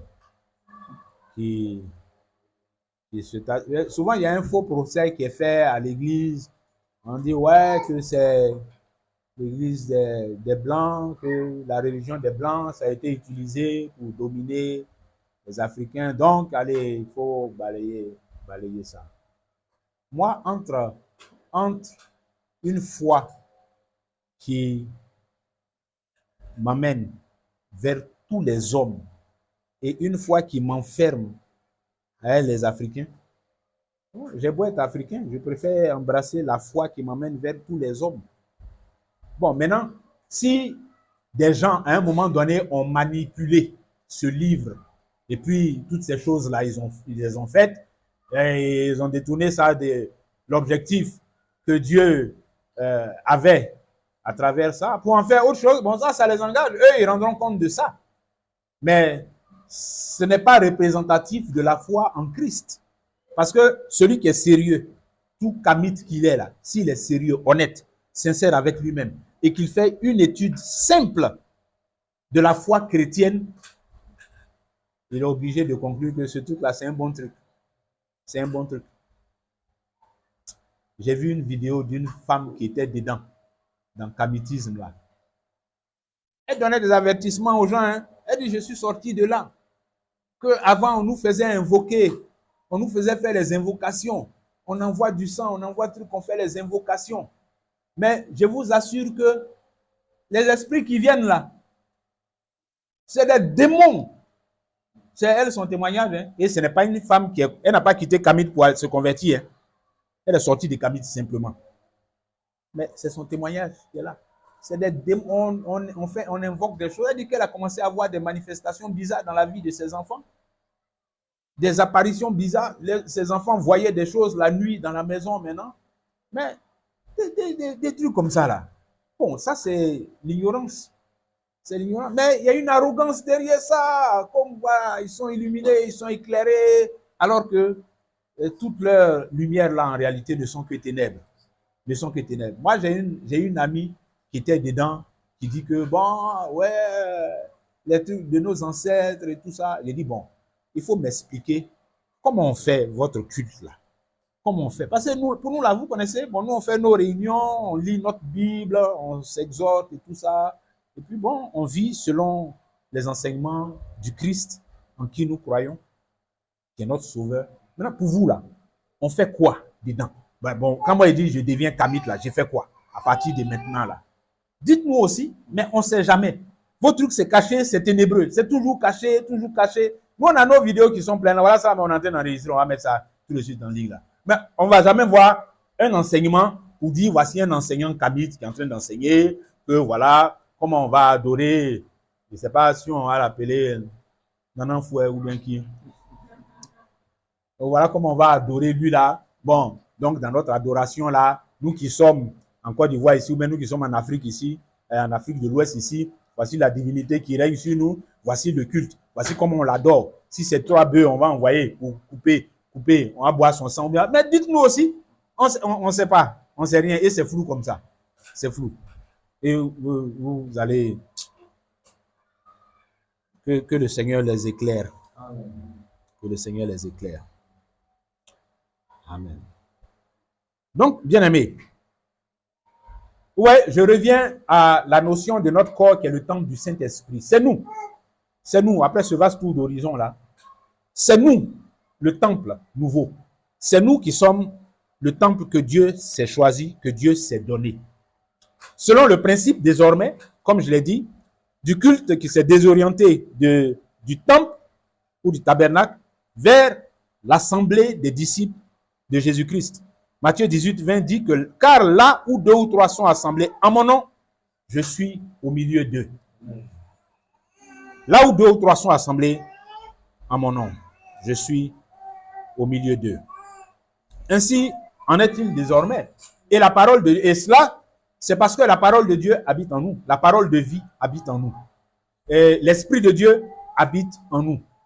Et pour ainsi dire, hein, si aujourd'hui nous n'avons pas l'arche de l'alliance, bien qu'étant la demeure de l'Éternel, je dis, l'arche de l'alliance, le bâton d'Aaron, la manne, les tables de la loi, le chandelier, la table des pains de provision, toutes ces choses-là se trouvent en Christ. Elles ont été accomplies en Christ et toutes ces choses-là se trouvent en lui. Et c'est Christ-là qui est en nous. Amen. Amen. Donc, je dis, c'est pour ça qu'on n'a plus besoin de tout ça. Parce que tout ça, c'est accompli en Christ et Christ est en nous. Donc, le culte dans lequel nous sommes aujourd'hui, c'est un culte, comme je l'ai dit, dans lequel Christ est au centre de notre foi. Et donc, tout ce que nous pouvons faire, rechercher dans notre adoration de l'Éternel, eh bien, nous le recherchons en Christ et nous le trouvons en Christ. Comme lui-même, il a dit à la Samaritaine, l'heure vient et elle est déjà venue, où ce n'est plus à Jérusalem, ce n'est plus sur cette montagne que Dieu sera adoré. Mais le Père, il cherche des adorateurs qu'il adore en esprit et en vérité. Ce sont là les adorateurs que le Père recherche. Et cette adoration, ce changement d'ordre dans lequel Christ nous fait passer, il faut qu'on soit pleinement dedans. Une adoration dématérialisée, une adoration en esprit et en vérité, c'est afin que l'adoration ne soit plus localisée, limitée, confinée quelque part. Vous voyez les Juifs là, quand l'arche de l'Alliance était physiquement localisée quelque part, bon, on peut admettre que s'ils quittent là-bas, ils ne sont plus dans la présence de Dieu. Puisque c'est l'arche là qui manifeste physiquement la présence de Dieu. S'ils quittent là-bas, s'ils s'éloignent de ça, ils ne sont plus dans la présence de Dieu. Mais nous avons le privilège de porter la présence de Dieu en permanence. On comprend le prier sans cesse de Paul. On comprend le prier sans cesse de Paul. Donc, ce privilège que nous avons en tant que chrétiens, en tant que disciples de Jésus, de porter la présence de Dieu en permanence avec nous, mais c'est un privilège qui doit influencer notre façon même de vivre notre foi dans le Seigneur Jésus-Christ. C'est un privilège qui doit nous amener à toujours regarder ça, avoir conscience en permanence de la présence de Dieu avec nous. C'est bien ce que signifie Emmanuel, Dieu avec nous. Parce que désormais, sa présence-là, elle est effective avec nous. Dieu est avec nous par le Christ. Dieu est avec nous par Jésus. Dieu est avec nous. Et tout le temps, comme il a dit, je suis avec vous tous les jours jusqu'à la fin du monde. Je suis avec vous tous les jours. En tout lieu, partout, en toutes circonstances, je suis là. Amen. Le Seigneur est présent. Il est là. Il est présent. Et c'est en exerçant notre foi que nous embrassons cette réalité-là de façon effective. C'est pour ça que la marche avec le Seigneur est une marche dans la foi. Dans la foi. Parce que les choses essentielles de la marche avec Christ, là, ce sont des choses que nous saisissons par la foi. Des choses qui se réalisent par la foi. C'est une relation dans laquelle nous sommes engagés avec le Seigneur sur la base de la foi. Sur la base de la foi que nous avons en lui. De la foi que nous avons dans ses paroles. Nous y croyons. Nous les lisons, nous étudions sa parole et nous y croyons. Et nous investissons notre foi dedans. Nous investissons notre foi dedans afin que, marchant selon sa parole, eh bien, ce qui doit advenir à celui qui marche selon la parole de Christ, qui est fidèle à cette parole-là, eh bien, que ça lui advienne. Que le fruit que ça doit porter, eh bien, que ça le porte. Amen. Amen. Bon. Regardez, sur la question de la présence de Dieu. Je disais que c'est par la foi que nous reconnaissons et que nous vivons en permanence la présence de Dieu, en ayant toujours conscience. En réalité, c'est quand la conscience de la présence de Dieu s'éteint que ça devient facile de faire n'importe quoi. Parce que celui qui garde dans son esprit cette conscience-là, que Dieu est présent, il ne va pas aller s'engager dans des conneries. Mais quand le péché est là et puis c'est chaud, là, la première chose que ça fait, c'est d'éteindre cette conscience-là et de te mettre à l'aise en te faisant considérer que Dieu n'est pas là.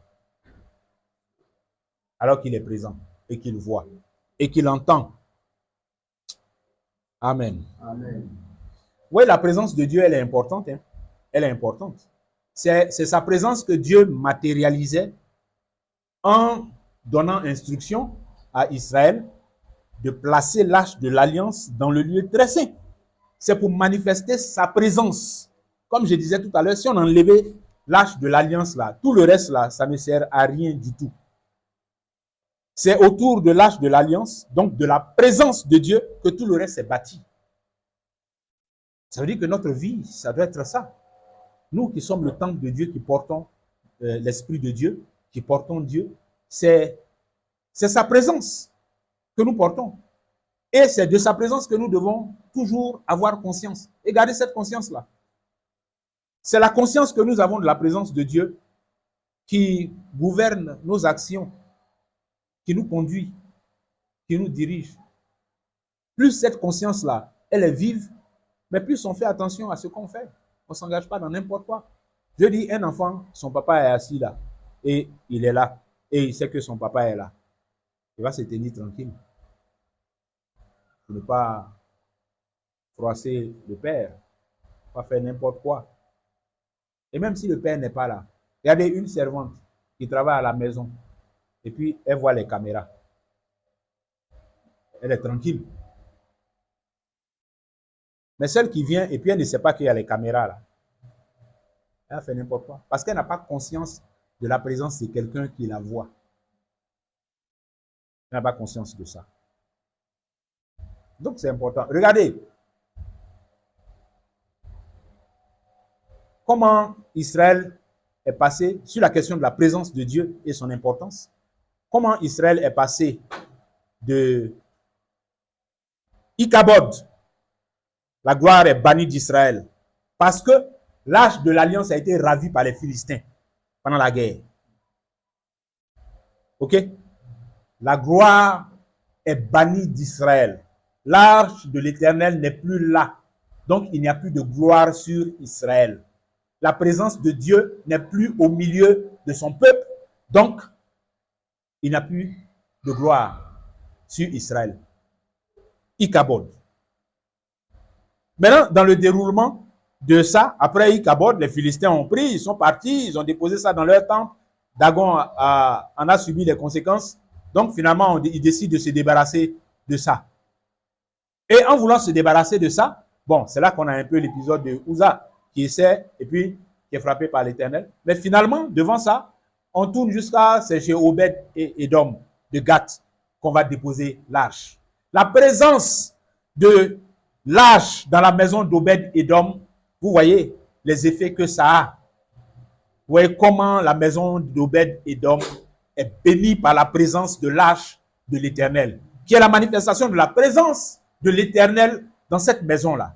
Bien aimé, la présence de Dieu, la présence de l'Éternel, notre marche, notre vie, notre façon de faire, étant porteur de l'Esprit de Dieu, c'est important. C'est important. C'est important parce que la présence de Dieu nous est bénéfique. Si Dieu nous a fait cet immense cadeau de venir habiter en nous, c'est afin que nous puissions tirer les avantages qui se rattachent à sa présence. Amen. Avec nous. Amen. Et une présence qui n'est plus une présence temporaire, une présence intermittente. Des fois il est là, des fois il n'est pas là, des fois il est là. Non, Dieu a voulu que dans son rapport avec nous, sa présence soit constante, Amen. Permanente. On est éveillé, on dort, on court, on marche, on saute, où qu'on soit. Dieu est présent Amen. Avec nous. C'est ça que Dieu a voulu. Et c'est comme ça qu'il a dessiné les rapports avec nous. C'est pour ça qu'il est passé du tabernacle au temple et du temple à notre corps, qui est devenu le temple de son esprit. Maintenant, la présence de Dieu là, il nous appartient de pouvoir la valoriser. De pouvoir la valoriser. Et de pouvoir la porter à sa juste valeur. De pouvoir être des porteurs de Dieu. Mais dans le sens plein de la chose. Il faut que nous puissions vivre, que nous puissions marcher comme des porteurs de l'Esprit de Dieu, de l'Esprit Saint, du Créateur. Ça ne veut pas dire que, bon, nous on est là, on est devenus les créateurs. Si on veut s'envoler, on va s'envoler. Ce n'est pas dans ça que Dieu a établi son rapport avec nous. Ce que Dieu veut, c'est être un père pour des fils. C'est être un père pour des filles. C'est ce rapport-là que le Seigneur veut établir avec nous. Maintenant, des rapports qui sont permanents, qui sont constants. On est ensemble tout le temps. Le Père aimant, il est là. Par le Fils manifesté à nos côtés et en nous. Par son esprit également, bien aimé. C'est ça que le Père veut. C'est ça que le Seigneur veut. Et c'est ça que nous devons comprendre dans l'affaire de nous sommes le temple du Saint-Esprit. Et c'est par un acte de foi que nous saisissons ces vérités-là. Par un acte de foi. Il faut que notre foi puisse être exercée à regarder, à contempler ces choses-là chaque jour. Et puis à repasser ça dans notre esprit. L'Esprit de Dieu habite en moi. Oh, quel privilège. L'Esprit du Dieu vivant habite en moi. Le Dieu qui est présent, qui se manifeste partout, qui est omniprésent, il est en moi également. Bien aimé, c'est un privilège immense sur lequel nous ne devons pas cracher, que nous ne devons pas mépriser, que nous ne devons pas fouler aux pieds. L'avertissement que l'Épître aux Hébreux donne à ceux qui foulent aux pieds le sang précieux de Jésus-Christ, notre Seigneur, c'est un avertissement qu'on doit entendre également quand nous nous comportons comme des personnes qui négligent la présence de Dieu, qui négligent, qui n'ont pas l'attitude qui va avec la présence de Dieu, non pas seulement avec nous, à côté de nous, mais en nous. La présence de Dieu en nous. Ce n'est plus moi qui vis. C'est Christ qui vit en moi. Amen. Si je vis maintenant dans la chair, je vis dans la foi au Fils de Dieu qui m'a aimé, qui s'est livré lui-même pour moi. C'est ça qui doit être notre marche. C'est ça que nous devons réviser constamment. Quand on se réveille le matin, là, C'est ça qui doit être la chose que nous passons en revue et que la journée dans laquelle nous nous engageons là, ça soit une journée de quelqu'un qui a pleinement conscience que l'esprit du Dieu vivant habite en lui, en elle. Et c'est avec ça il va sortir de la maison. C'est avec ça il va aller au travail. L'esprit de Dieu habite en moi là. C'est avec ça il va aller au travail. C'est avec ça il va aller à l'école. C'est avec ça il va aller se chercher. C'est avec ça qu'il va interagir avec les autres frères, les autres sœurs. C'est avec ça, la présence de l'esprit de sainteté en moi. L'Esprit Saint, l'Esprit glorieux là, il est en moi. C'est avec ça, avec cette pensée, avec la conscience claire et forte de ces choses-là, de ces réalités spirituelles, saisies par la foi, c'est avec ça que je sors de la maison. C'est avec ça que je vais prier quand je dois prier. C'est avec ça que je fais ce que j'ai à faire. C'est avec ça que j'ouvre les Écritures quand je dois méditer, quand je cherche à m'édifier. C'est avec cette pensée-là que l'Esprit du Dieu vivant, du Dieu de sainteté habite en moi. Alléluia. Amen.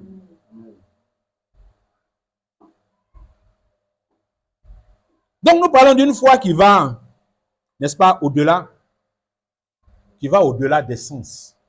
Hein, j'avais commencé un peu ma petite démonstration là en insistant un peu sur les sens, pour dire que notre corps, la façon dont il est constitué, nous arrivons à interagir et à dominer le reste de la création comme le Seigneur l'a demandé, par l'usage aussi de nos sens. C'est les sens qui me permettent de connaître les choses qui m'entourent. Si je connais les températures qu'il fait, je sais que le soleil est chaud et que l'air peut être frais, que la neige est glacée, parce que j'ai le sens du toucher qui me permet de savoir ça. Je sais que tel aliment, voilà comment ça sent, voici son parfum. La banane, voici son parfum. Voilà.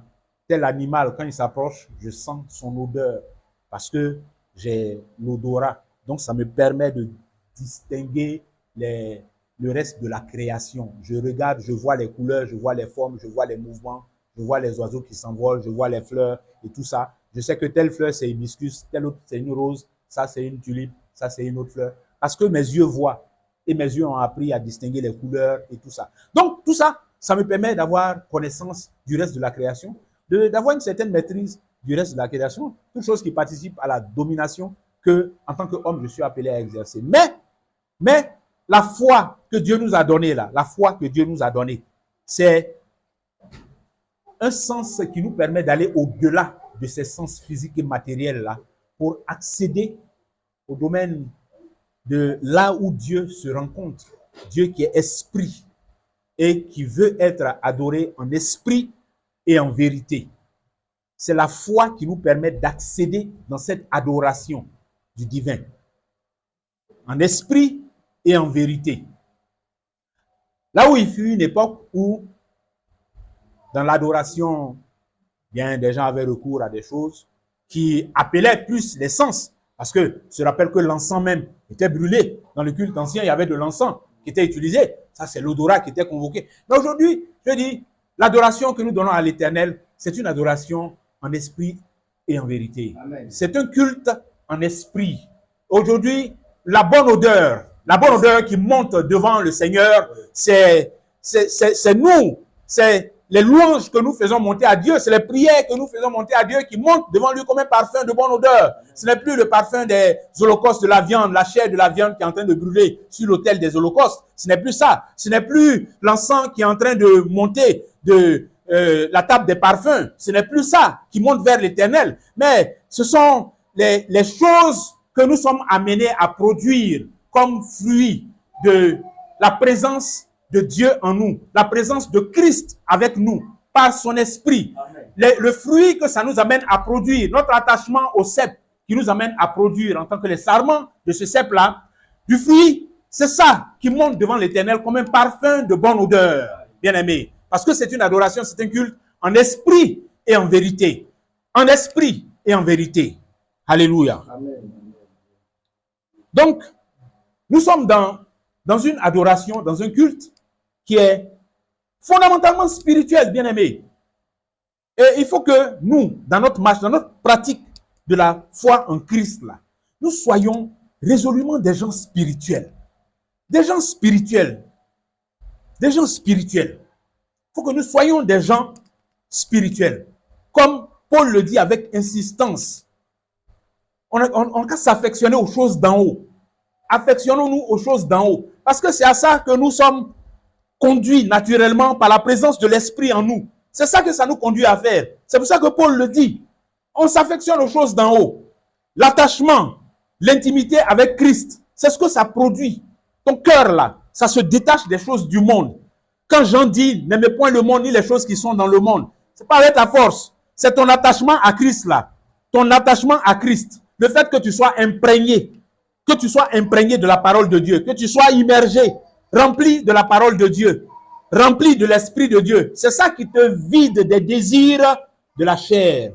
C'est ça qui te vide et qui te donne de moins en moins d'être attiré par les choses du monde. Et puis le n'aimez point le monde que Jean dit là, ça s'accomplit dans ta vie. N'aimez point le monde ni les choses qui sont dans le monde. Mais celui qui aime le Père là, celui qui a l'amour du Père, parce qu'il est attaché à Christ là, l'amour du monde n'est point en lui. Amen. Amen. Pendant tout le temps du culte lévitique dont tu as parlé, le culte d'Israël,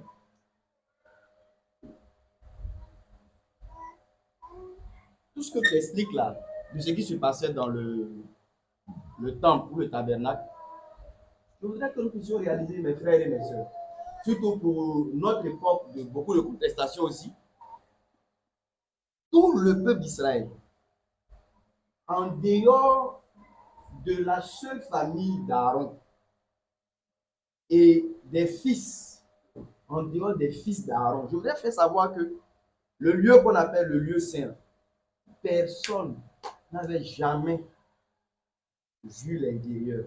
Personne. J'imagine que ça a été un culte. Quand Paul parle de ce qu'il glorifie son ministère pour exciter Israël à la jalousie, j'imagine que ça a été un culte qui provoquait le désir profond d'Israël de voir ces choses. Mais pendant les 1500 ans environ de Moïse à Christ, je veux que nous puissions réaliser que tous ceux qui faisaient ce culte-là, ils n'ont jamais mis pied dans le lieu saint pour parler du lieu très saint. Le niveau le plus profond que le peuple pouvait atteindre là, c'est le parvis. Et je veux préciser que le parvis, là où on fait le sacrifice, personne aussi n'y entrait s'il ne venait pas faire un sacrifice. C'est pourquoi si vous prenez des plans du temple, vous allez voir que surtout au jour des rôles, il y avait des parvis des femmes, des parvis des hommes, des parvis pour l'enseignement, mais le lieu où il y a même l'autel des holocaustes, on ne rentre même pas là-bas pour regarder. C'est pour ça que voilà, la parole qui dit tu ne paraîtras pas devant l'Éternel les mains vides. On ne rentrait pas là-bas. Si tu viens là, c'est que tu viens pour toi un sacrifice d'action de grâce, un sacrifice pour le péché, ou bien, par exemple, l'holocauste perpétuel, ça c'est les prêtres seulement qui le font. Et tout le bassin de l'eau pour se laver, c'est les prêtres seulement. Ceux qui rentraient dans le lieu saint pour pouvoir changer les pains, les sabbats, voilà, arranger les lampes et puis brûler le parfum sur lequel c'est les prêtres seulement. Maintenant, dans le lieu très saint, c'est le souverain sacrificateur seulement. Et vous pouvez imaginer, et chaque fois, même dans le temps du tabernacle, chaque fois que ces éléments se déplaçaient, on se disait que c'était l'occasion pour le peuple de les voir. Est-ce que vous avez remarqué que c'était toujours comment? C'était toujours couvert. Ça veut dire que les éléments du culte, le jour même le peuple se déplace, on se dit que peut-être c'est l'occasion pour voir, c'était toujours couvert. Ils pouvaient voir des formes, mais ils n'ont jamais vu ces choses.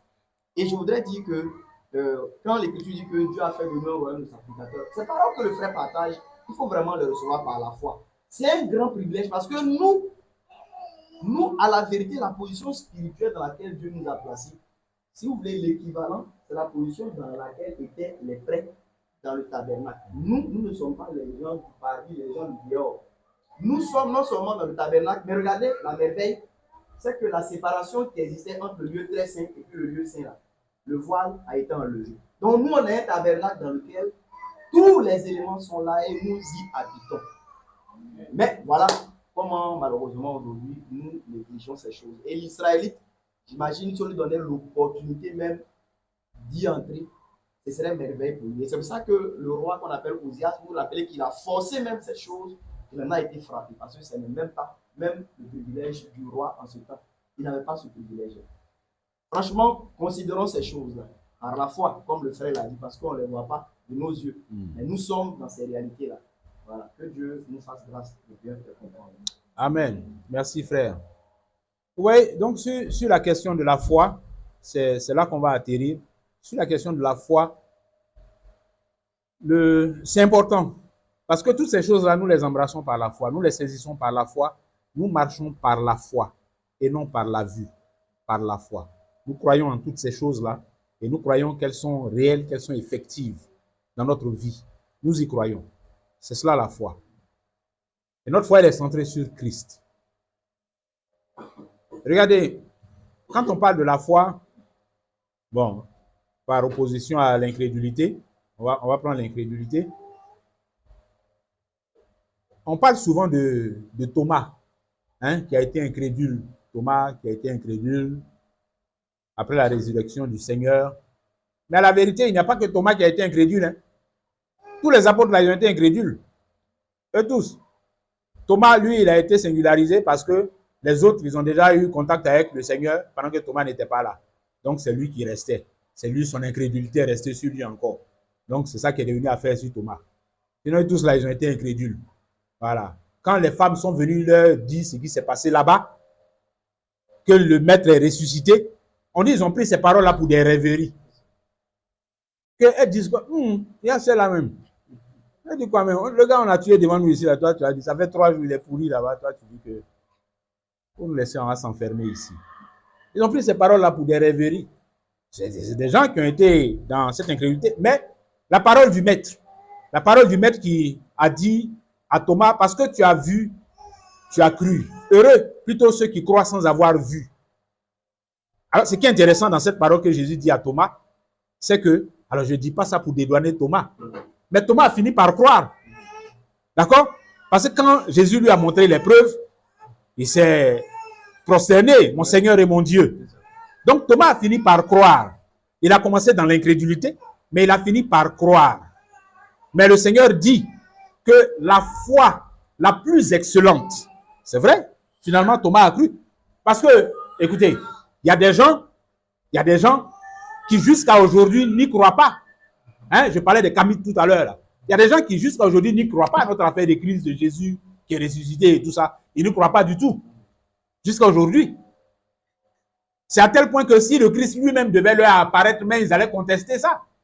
Ils allaient contester. Souvenons-nous de la parole grave que Abraham dit aux riches qui plaidaient que laisse-moi, je vais partir pour... Ou bien il faut envoyer quelqu'un pour dire à mes parents, voilà, comme ça. Abraham lui dit, ils ont les Écritures. Ils ont la parole écrite là-bas. Ils n'ont qu'à lire ça.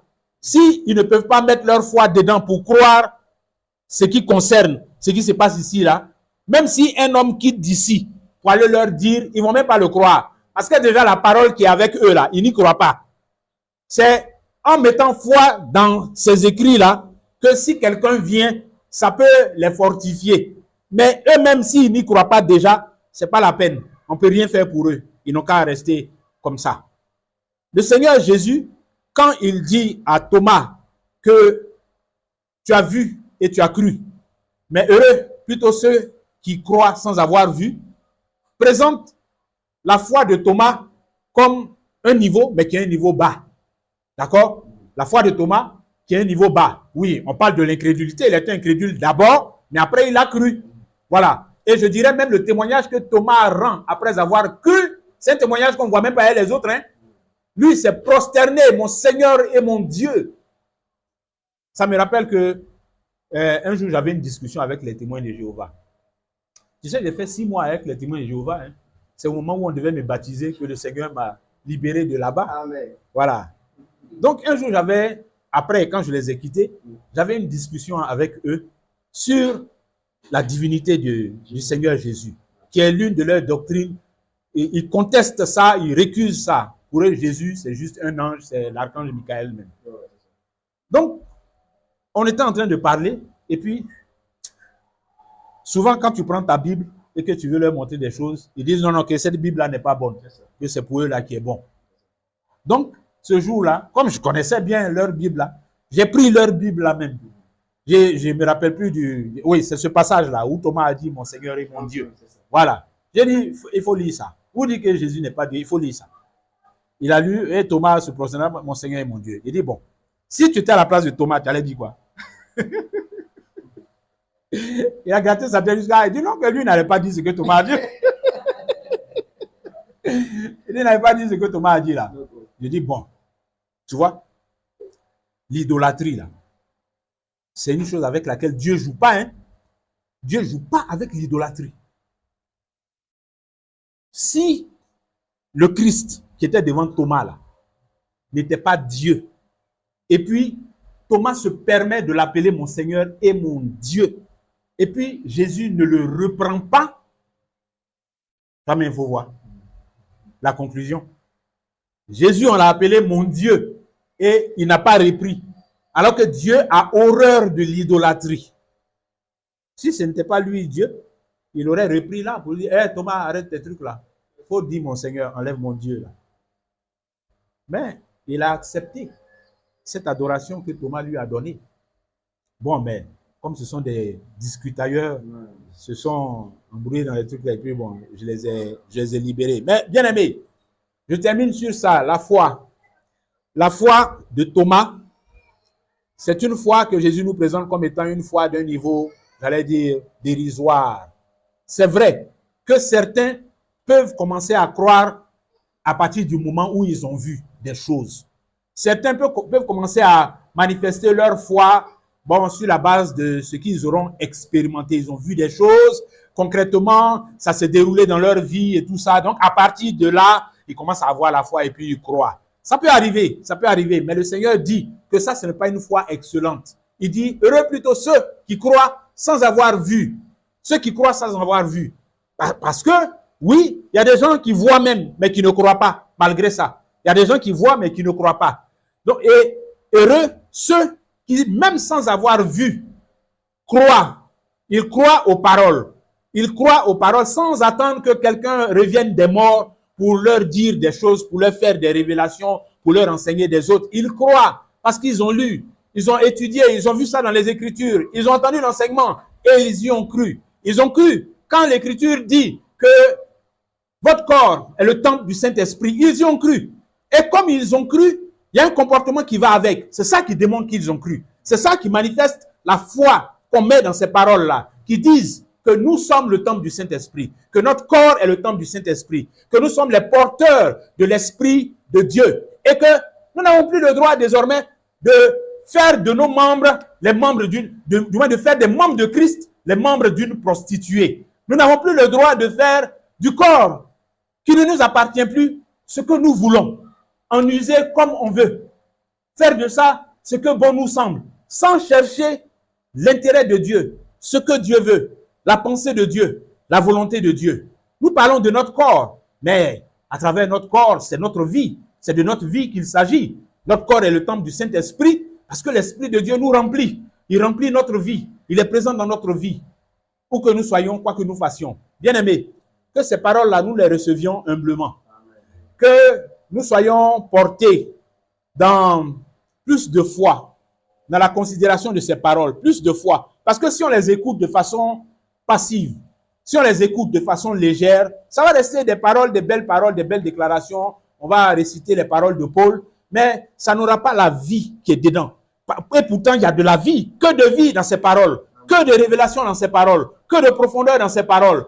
Être le temple du Saint-Esprit, être le porteur de l'esprit de sainteté, de l'esprit de Dieu, être le porteur de cet esprit-là, qui se manifestait de façon glorieuse et rayonnante dans le tabernacle, dans le temple. Et quand l'Arche de l'Alliance était sortie au milieu du peuple, la façon dont la présence de Dieu agissait, quand elle est arrachée du milieu de son peuple, la tristesse que ça suscite, c'est le désarroi dans lequel devrait nous plonger. Le fait que nous nous sentions absents, loin de Dieu, et rechercher rapidement à courir pour revenir dans sa présence. Parce que, à la vérité, bien-aimé, le Seigneur, il est là, il est là. Les choses de la vie peuvent arriver. Les choses de la vie peuvent arriver des situations difficiles, compliquées, bizarres, toutes sortes de choses. Ça là, ça fait partie de notre quotidien tant qu'on est sur la terre ici. Là. Ça est là, on est dedans. On va patauger dedans, on va se débattre avec ça, on va se décarcasser avec ça. Mais bien aimés, c'est pour que ces choses-là ne nous emportent pas et que ça n'éteigne pas en nous la présence de Dieu, que le Seigneur est notre paix, qui nous donne sa paix, afin que cette paix-là, ça nous garde d'être troublés. Ça nous garde d'être troublés. Parce que étant troublés là, nous sommes aveuglés de la présence de Dieu, nous en perdons conscience et puis c'est l'égarement. Que Dieu nous éclaire, Amen. Que Dieu nous soutienne Amen. Et qu'il nous donne la foi dont nous avons besoin pour saisir ces paroles et puis rester dedans. Alléluia. Amen.